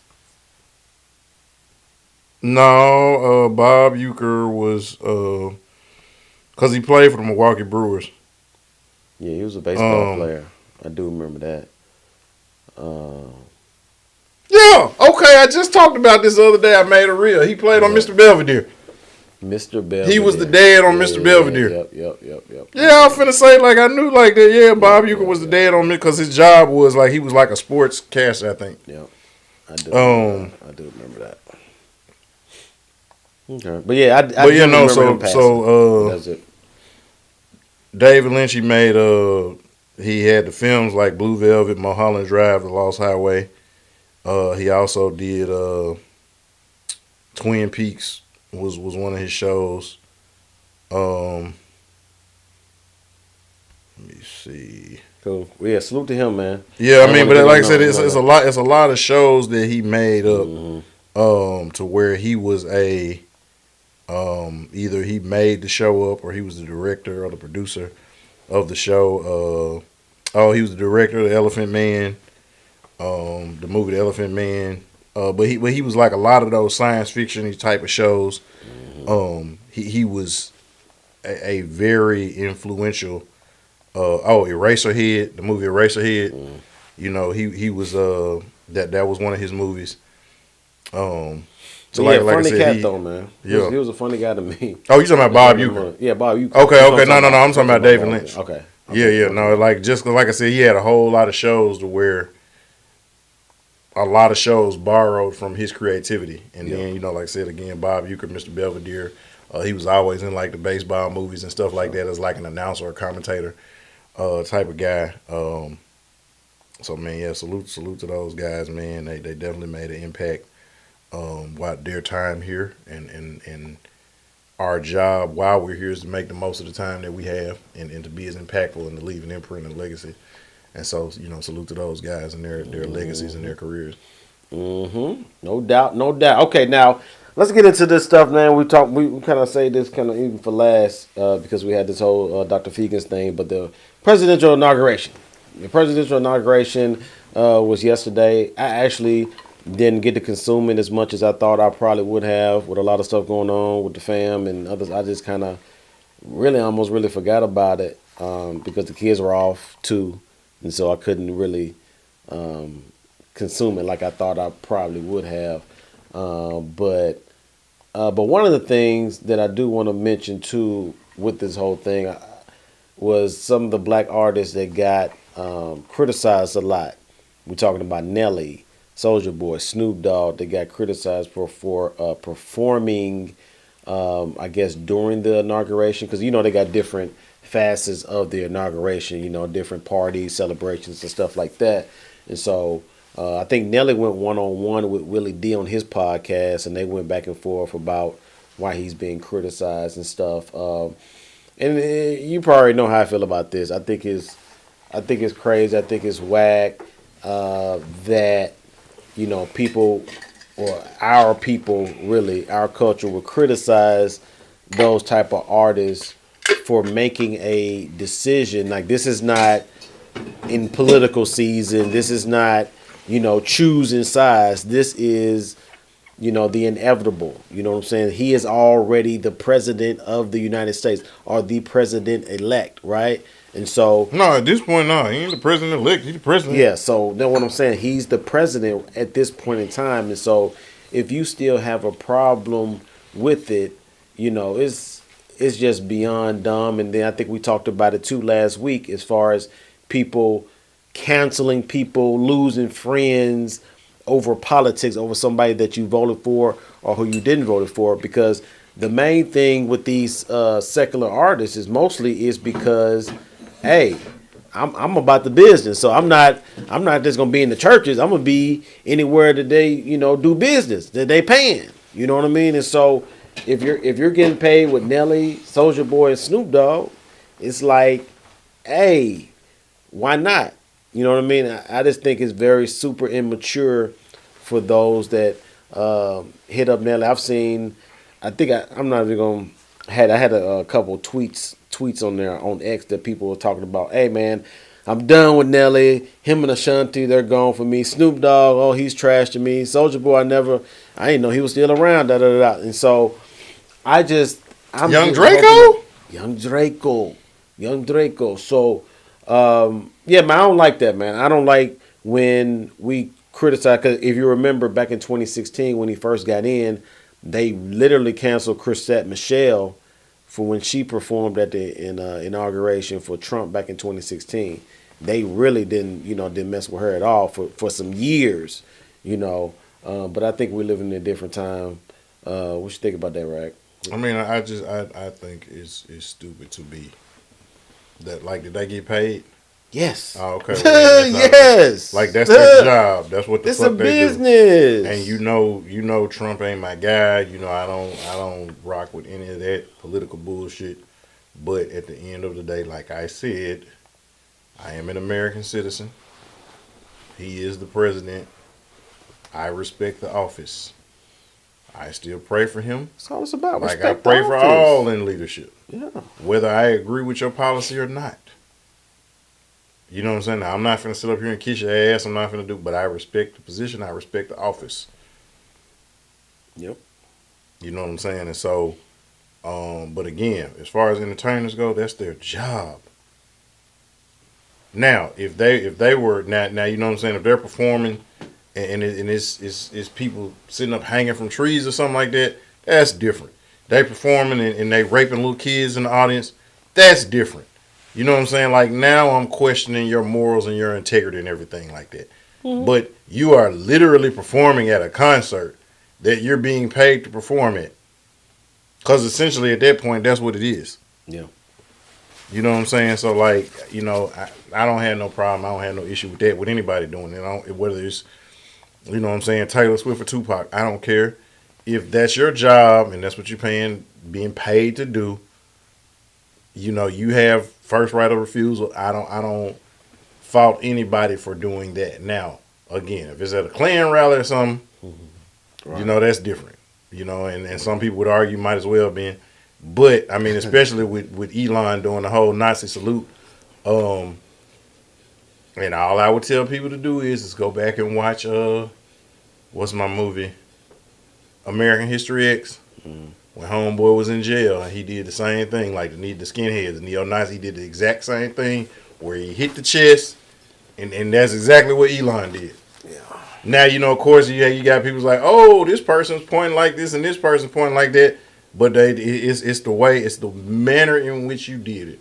And here is a guy from the headquarters of Apartheid Central who can call himself an African American because he is South African. But he benefited from generations of apartheid gained wealth. And that's just what it was. Like his family, and that's what they were. They were colonizers. That they went over there. It was like 5 generations. They were colonizers. So he got old money. So people say, "Oh, Elon, he did it. He paid for this. He bought this." Like he ain't really created anything. He paid for it. But that's just like saying Thomas Edison made the light. No, he made the freaking bulb. The shit didn't light till Lewis Latimer gave him the filament. That's what lights up.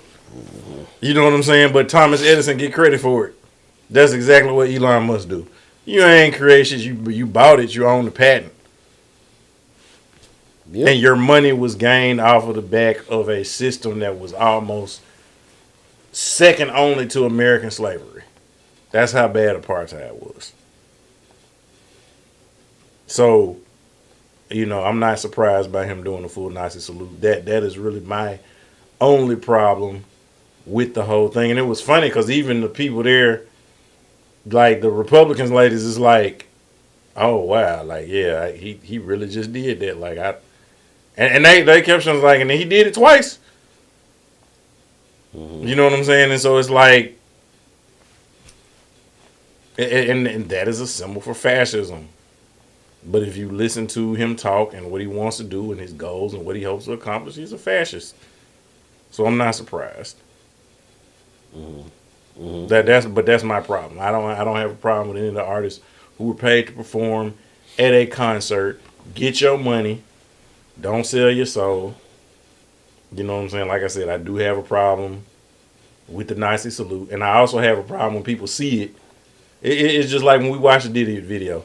If you was defending Diddy after you saw that video, regardless of how much you like him, or he might have donated to your school, or he might have paid for your high school basketball team or something, anybody watching that video is like, hey, I used to rock with Diddy, but that shit was wrong. You can fucking love Tesla, but anybody with common sense is like, you know what, Elon, you fucked up with that one, bro. That was a full Nazi salute. Yep. And that's all. That's my only issue with it. Now, the next thing that happened that's aligned with this inauguration is, Trump blasted the whole Biden administration in his debut speech, I guess, after he got administrated, and he did some historical signing of executive orders. Historical signing meaning that it was, I don't know if you saw, it was in front of like a huge crowd, and so it was almost like a rally, and he was signing executive orders. Now, I can maybe get more into this maybe on some individual Brian said, but I want to put out some notable executive orders that he did put out there. One, he halted the ban of TikTok in the U.S. for 75 days, which we talked about that already. He signed the order that begins the process of withdrawing the United States from the Paris Climate Agreement. Get more into that maybe later. He signed it to withdraw from the WHO, which is the World Health Organization. Let's see a few more here. He granted pardons for nearly 1,600 January 6 rioters. He expanding and restoring the death penalty in the U.S., specifically in undocumented immigrants. Now, this is the biggie, the one that actually 18 states have already sued him about, which was he signed an order ending birthright citizenship to those born in the U.S. So that's going to get some pushback from what he's saying. So it's a few more in there, but also he rescinded 78 Biden-era executive orders and actions and memoranda, including the Inflation Reduction Act. If anybody remember that, that's the stuff that kind of helped spike up all that inflation and stuff. So the stuff that I looked at, the clips, you know what I'm saying, it was what it was. It was intriguing. facial expressions, J.D. Vance and Kamala, them having that kind of back and forth looking. But one thing I did actually put on this was another thing that was missing from the inauguration was actually Michelle Obama. Michelle Obama was not there with Barack, and she also wasn't there for President Jimmy Carter's funeral either. And so, like I said, it's rumors spreading, and not even actual rumors, actually some documentation. And so you can say allegedly that it may be trouble in paradise in the Obama household. Just for me, looking at it, when you kind of leave your dude out there, to dry, whether that's going, because you're talking about appearances at the end of the day. We know you got to show face to, certain things you got to do. You know what I'm saying? As being a public figure and doing stuff like that. And also, Michelle Obama was always the person that said, when they go low, we go high. You know what I'm saying? And so basically saying that no matter what they do, no matter how down in the dirt they do, we're going to still be good people, do what we're supposed to do, have integrity, and doing stuff like that. So this will be interesting because they're linking, I hate to be this, but they're linking President Obama with a white woman.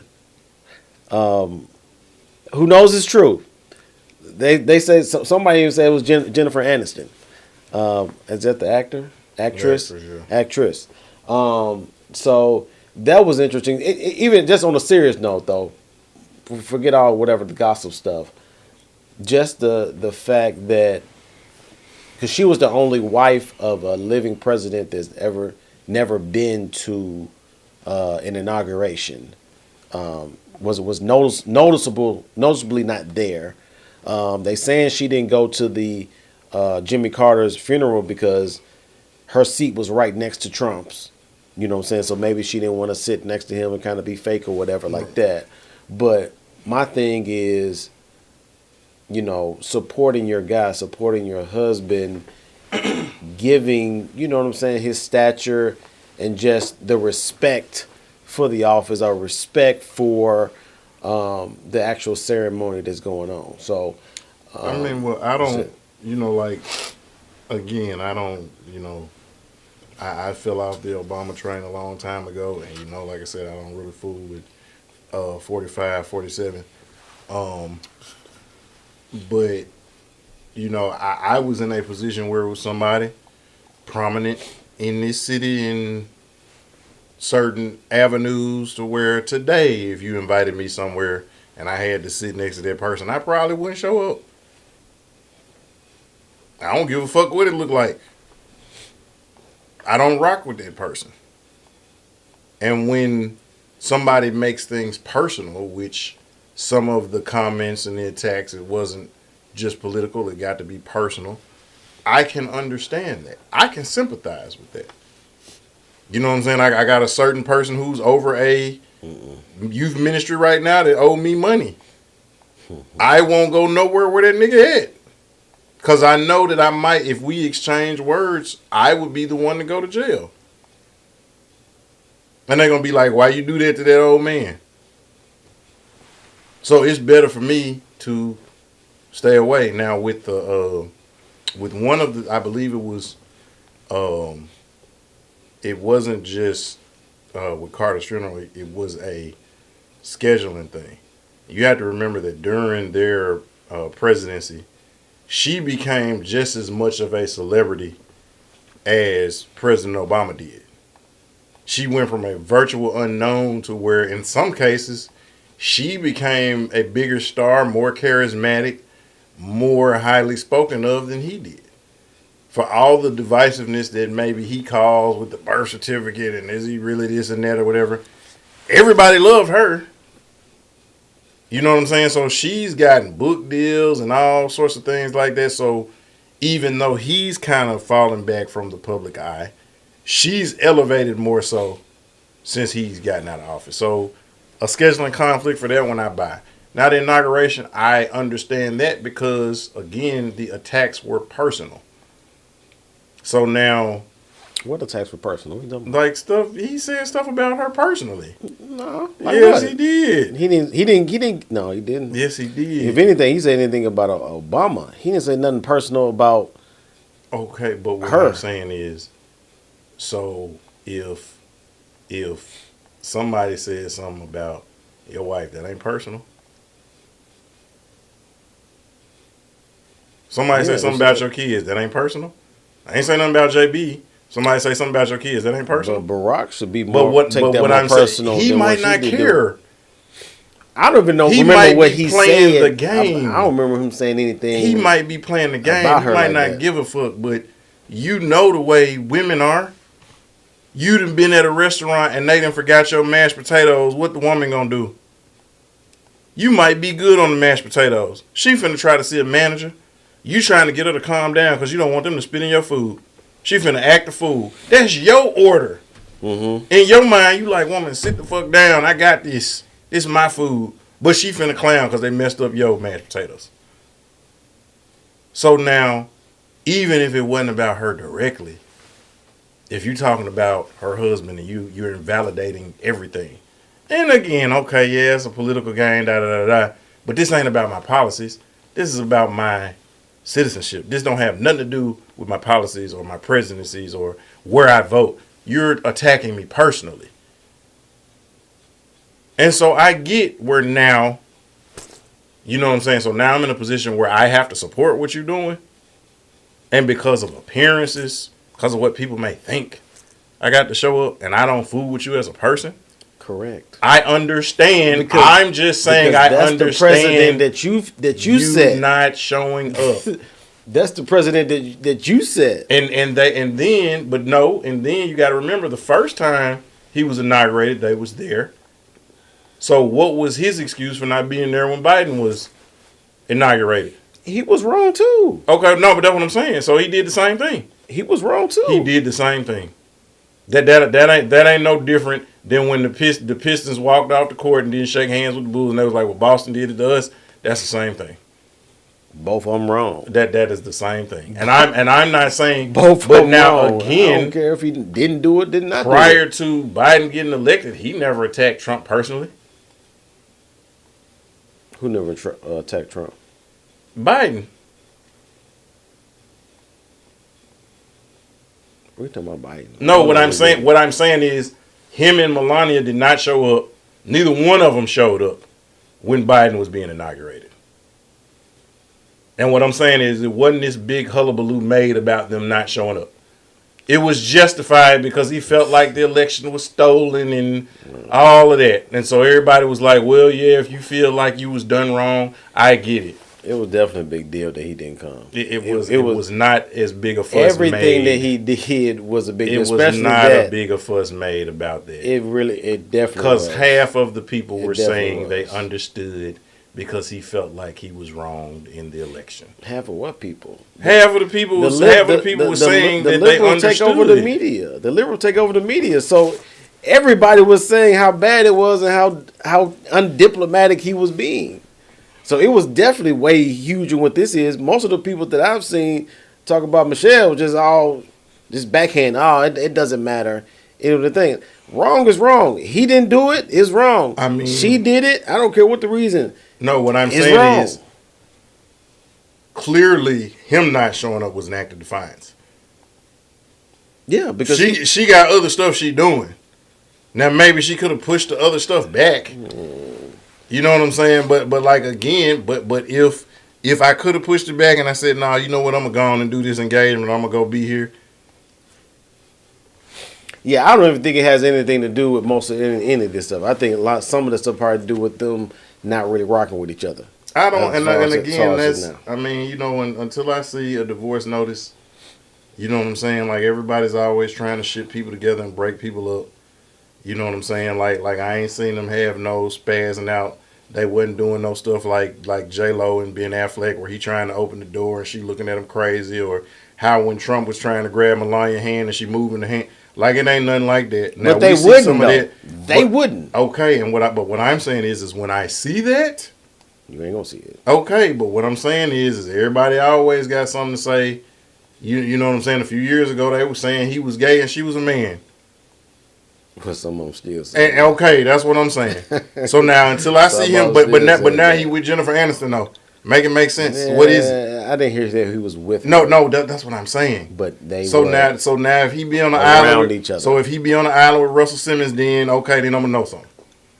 Yeah. But until then, he ain't giving me no reason to think he's gay. It's just an unsubstantiated rumor. Yeah, I ain't worried about the gay. You know what I'm saying? Like again, we got stuff like that, and again, but what we ain't talked about is, and it's just now they pushing, trying to sue because, and this has been come out, but Dr. King he did not die from the gunshot wound. He died from being suffocated in the hospital. Per the lead nurse that was in there when the doctor told everybody to get out of the room when they was trying to save Dr. King. And as everybody was leaving out, the head surgeon spit on Dr. King while he was on the operating table, pulled all of the catheters out of them, took the pillow out from under his head and smothered him with the pillow.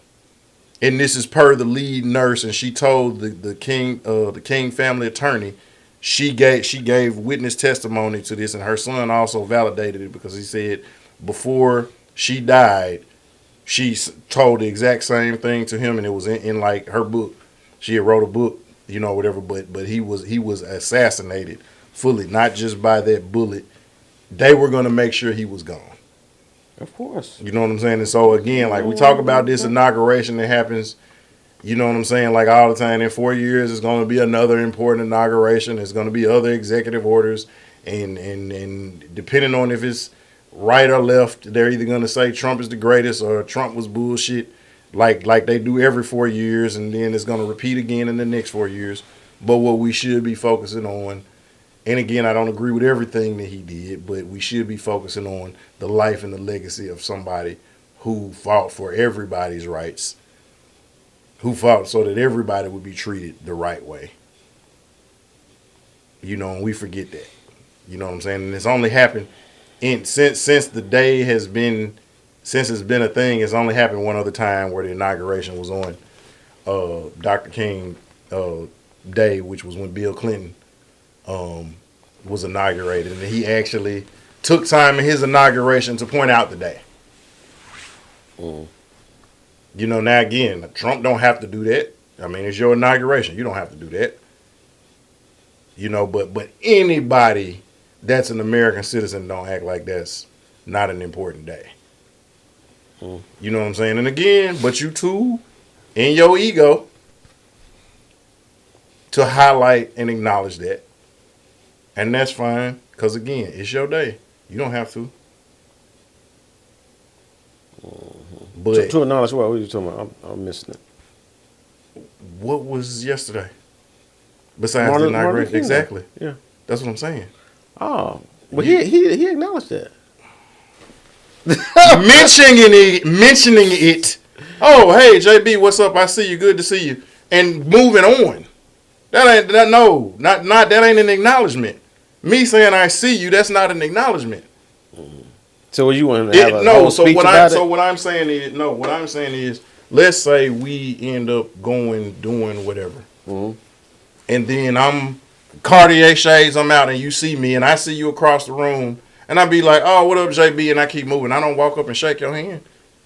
You ain't gonna feel some type of way. You would. You would. Just like I would if you. Now again, I'm not asking you to tell everybody, hey, everybody, look, this is my guy Roche. But if all the equity we got, it's a difference in you seeing me and waving and you coming up and dapping me up, shaking my hand, man, good to see you. So the equivalent, what would you have liked him to do? Because who was he going to shake somebody's hand or what? No, what I'm saying is, because I heard him acknowledge it in a couple of speeches he did the other day or today, whatever the inauguration was. And again, like you taking 30 seconds to say something. And again, you can be eloquent when you want to be eloquent. You could take 5 minutes and talk about what executive orders you're going to do.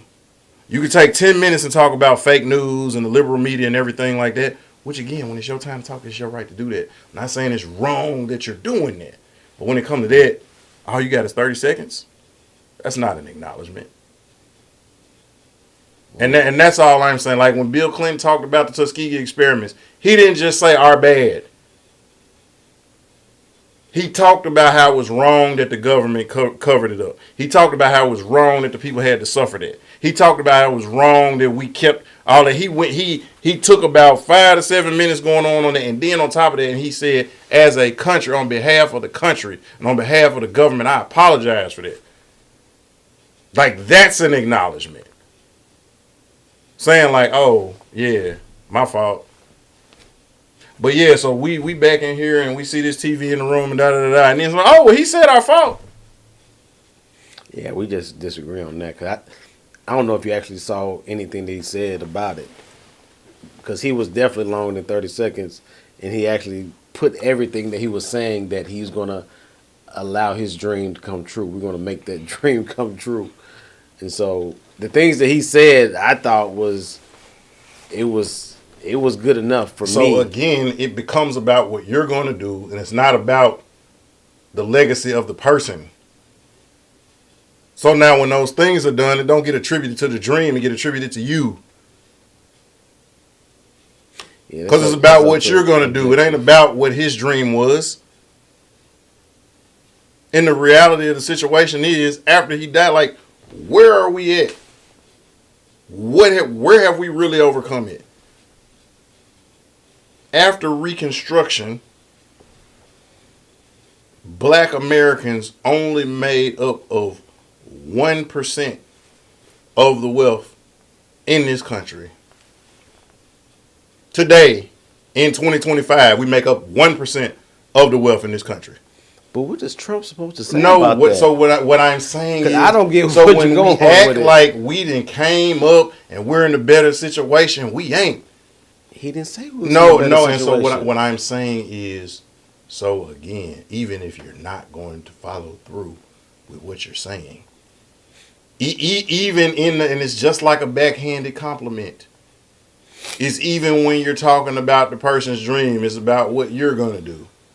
It becomes about you and your legacy and what you're going to do and what you're going to leave. And it's not about the legacy of the man.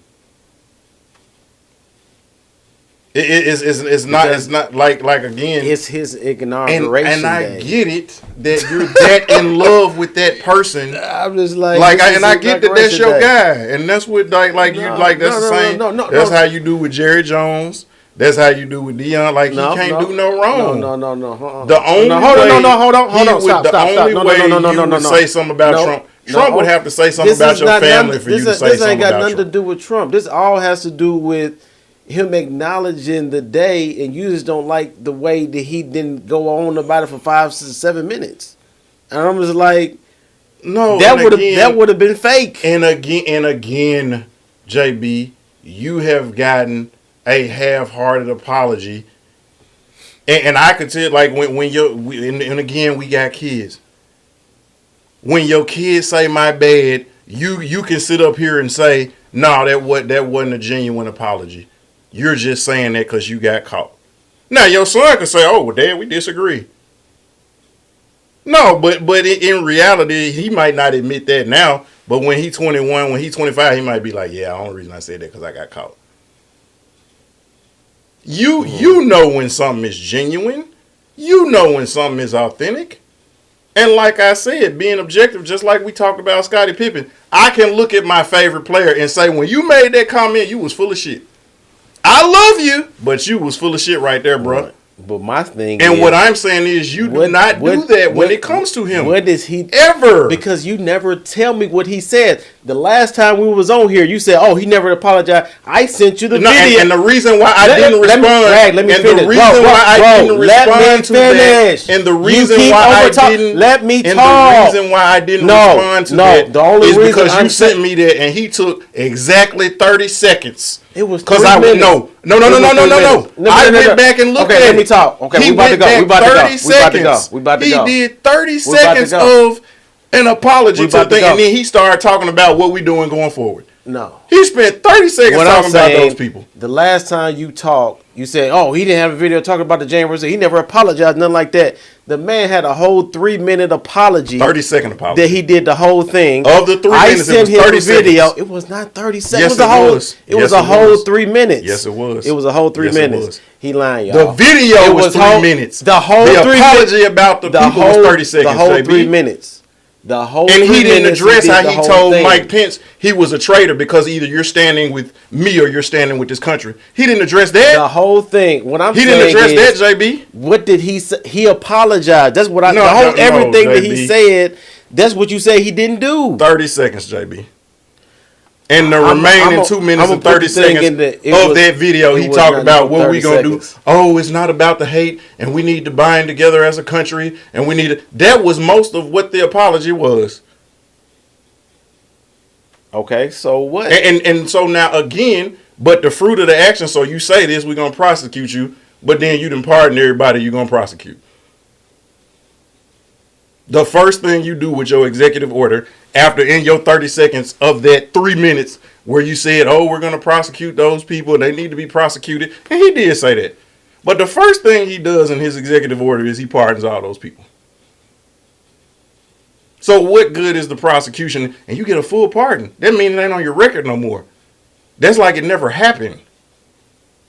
So what good is the prosecution going to be anything and you give them a pass? What does that have to do with anything that we're talking about? No, that's what I'm saying. Because you're saying that he didn't say anything for Martin Luther King. I'm saying what did he say? No, I didn't say he didn't say anything. You saying I said he didn't acknowledge it. He did acknowledge it. No, mentioning it and acknowledging it is two different things. Okay, you on that drink, bro. No, I'm not. You don't have no idea what you're saying at all. No, I'm not. Because acknowledgement and you know is the the same thing between acknowledgement and honoring somebody and mentioning somebody. Who said he had to honor? Okay, so I you can appreciate this because I'll make it biblical. When Cain and Abel gave their sacrifice, both of them gave a sacrifice. Yeah. And God told Cain, you didn't honor me with that. Mm-hmm. Now he gave his best. Why wasn't it honorable?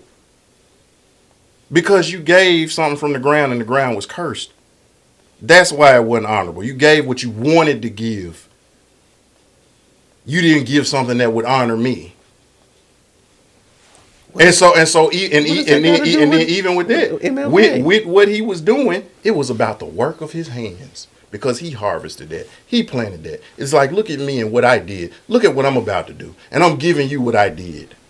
And even in my acknowledgement of somebody else, even in my acknowledgement of it, as you so-called say, I got to talk about what I'm finna do.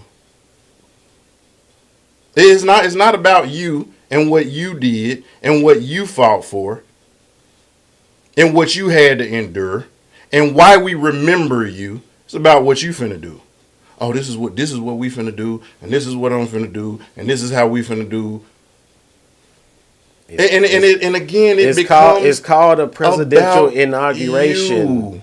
Because it is. Okay, but again. It is. But again, this is like if it falls on a particular event, because even though it's your presidential inauguration, they still had the flags flying at half mast.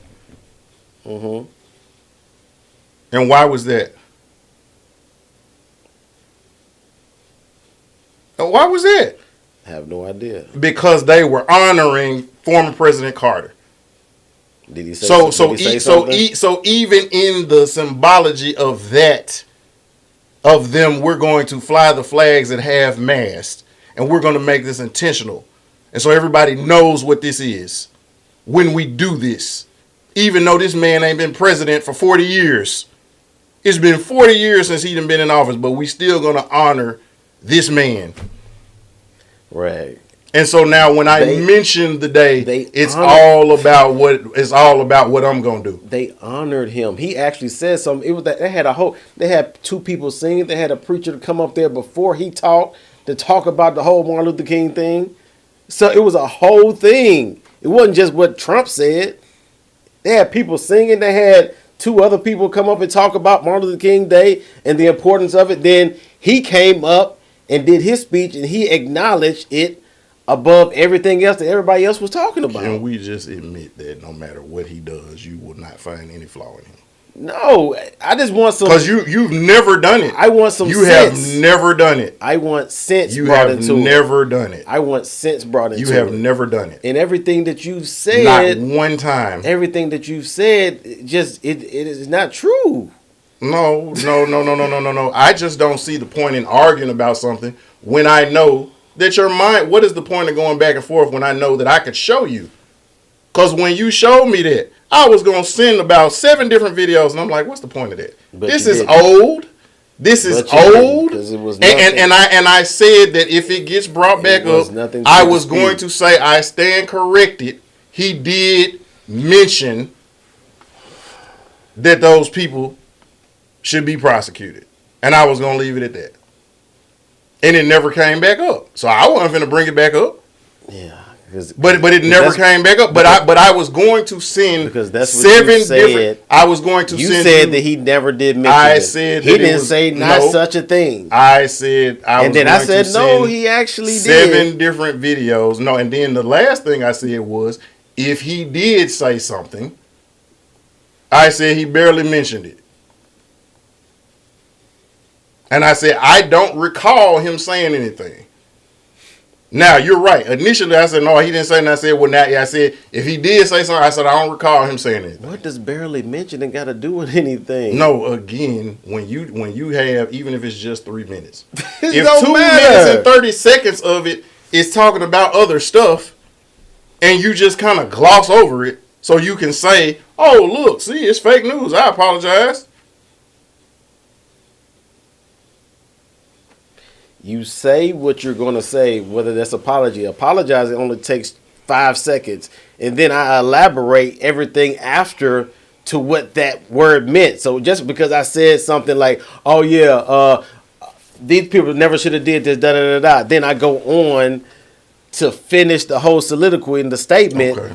That's not lessening anything that I said. Just you like had to apologize to your parents before. No, I was just gonna say what apology you give to your parents that lasted 30 seconds. If you're apologizing to your wife, are you gonna spend the whole 3 minutes groveling, apologizing, or are you gonna say, oh yeah, that was my bad, and then go on to maybe your perspective of what you were thinking about? No, and you know just as well as I do, if you are apologizing to a woman, you're gonna sit up here. You ain't just gonna say, "Oh, my bad," and talk about the future. Man, you finna lay out everything that you potentially, possibly could have done wrong. You don't want to leave no stone unturned. And like I said, we've all had to apologize to our parents before. You saying, "My bad," but in the future, I'm gonna do my homework. They don't want to hear that. No, you gonna go in on how I disappointed you and how I let you down and how I shouldn't have did it, how I was being selfish. I didn't consider your thoughts and your feelings and how that made you. You gonna go out. You gonna lay it on thick. Cause even if you gonna get that ass whooping, you trying to lessen it as much as possible. You saying my bad and I'm gonna do better in the future. You might as well go on and hold the chair or whatever you got to do. Cause you know that ass whooping finna come. And you know your kids when they apologize to you, if they just be like, "Oh, my fault." But yeah, you know, like I'm a vacuum the floor and I'm gonna clean my room up and all that. You ain't finna hear that. But when they come to you and they groveling and they crying, like if nothing else, you're gonna be like, hey, you know what? At least you get an A for effort. You tried it. I don't know if you really meant it, but you know what? You put forth a good effort. You tried it.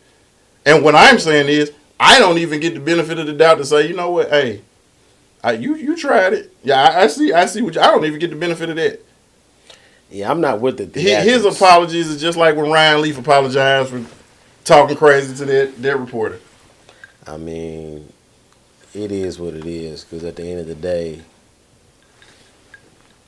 you dang if you do, dang if you don't. Oh, he said it, but he didn't say it this way. Oh, he didn't. Oh, he said it, but it was going. I'm just like, bro. He don't never even do that though.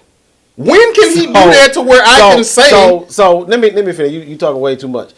Oh, you on one side you saying he does no wrong, but on the other side, no matter if he does something, if he does the right thing, he didn't do the right thing right. Oh, he didn't go too long saying this. Oh, he said it. He acknowledged Martin Luther King, but he said it this way, and he only took 20 seconds to say it.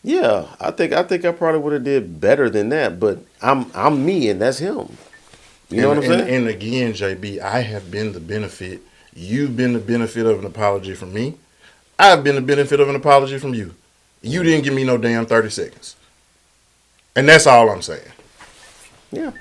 And when I come back to you, I ain't give you no 30 seconds. Right. And we got a personal relationship. Okay, but what I'm saying is it ain't about the person. It's about the fact that if it's genuine, then that's all I'm saying. That's all I'm saying. It's been times when people have done me wrong and you've spoken out about it. And you gave me more than 30 seconds when you spoke out about it. It's some times when people done talked out of line, people that we know and that we love, and you gave more than 30 seconds. And all I'm saying is I know he's capable of that. I've seen it. I've witnessed it. I know that he can be dynamic and compelling. Like I said, if I'm in a fight, I want him to have my back. Because I know he quick to push the button. I'll give him that. I don't have no problem calling out his strengths. But because that ain't my guy at the same time, when I see something that you could do better, when I see that you're not giving your all in this, when I see that you're not representing that office in the way that it should be represented because of who you are and because of your CEO, man, come on. You got your name on everything. When you talk, people listen. You did more on that on The Apprentice. So no, he ain't a Barack Obama, but I do know when he talk. I mean, hell, even when they make fun of him on Saturday Night Live, sometimes that's the best part of the show. So that's all I'm saying. Because with the guy that be playing him, he be acting just like Trump. But what I'm saying is when he's talking, like you're listening, it's something about him. He got the it factor. That's all I'm saying. Yeah. And also from what I'm saying, I remember that time when Minister Faye passed. You know, we did a nice little tribute to her, you know, on that. And so you went before me, you said great words that I, you know, nodded and, you know, did it on. And so, but I didn't take as long as you because I just needed to put a bow on it because you set the tone, you said what you needed to say, and I didn't need to continue to continue to be like, oh, I can do better than you. Oh, I can do this better. Like, and so I just look at things a little differently on that. 30 seconds, JB. That's all I'm saying. And it wasn't just we love you, Miss Faye, good night. You didn't do that. No. You said your piece based upon your relationship with her. Now mine was a little bit longer because the relationship was different. Like I had dealt with her more longer. You know what I'm saying? Like again, my relationship with like the whole 9 yards, my relationship with Sharon and with Tasha and all, like, so that it was different coming from me. It was more personal, but at the same time, it was more when personal. You gave yours, all I'm saying is it was longer than 3 minutes. And now when we talk about your part, yours was longer than mine. Of course, it's gonna be longer. Right. That's your dad. And these personal relationships. But what I'm saying is that when I spoke of your pops, I gave him longer than 3 minutes. I ain't give him long as you, but I gave him longer than 3 minutes. What I'm saying too, I get that, but then it's also like these are personal relationships. Trump ain't never met MLK. Trump ain't never, you know what I'm saying? Like, and so when it comes to me and you, we talking about Minister Faye or whoever, we did years with each other, with these people. And so, yes, of course, we're going to take longer, but just in general synopsis about MLK and stuff, like, it's not really personal like that for a lot of people.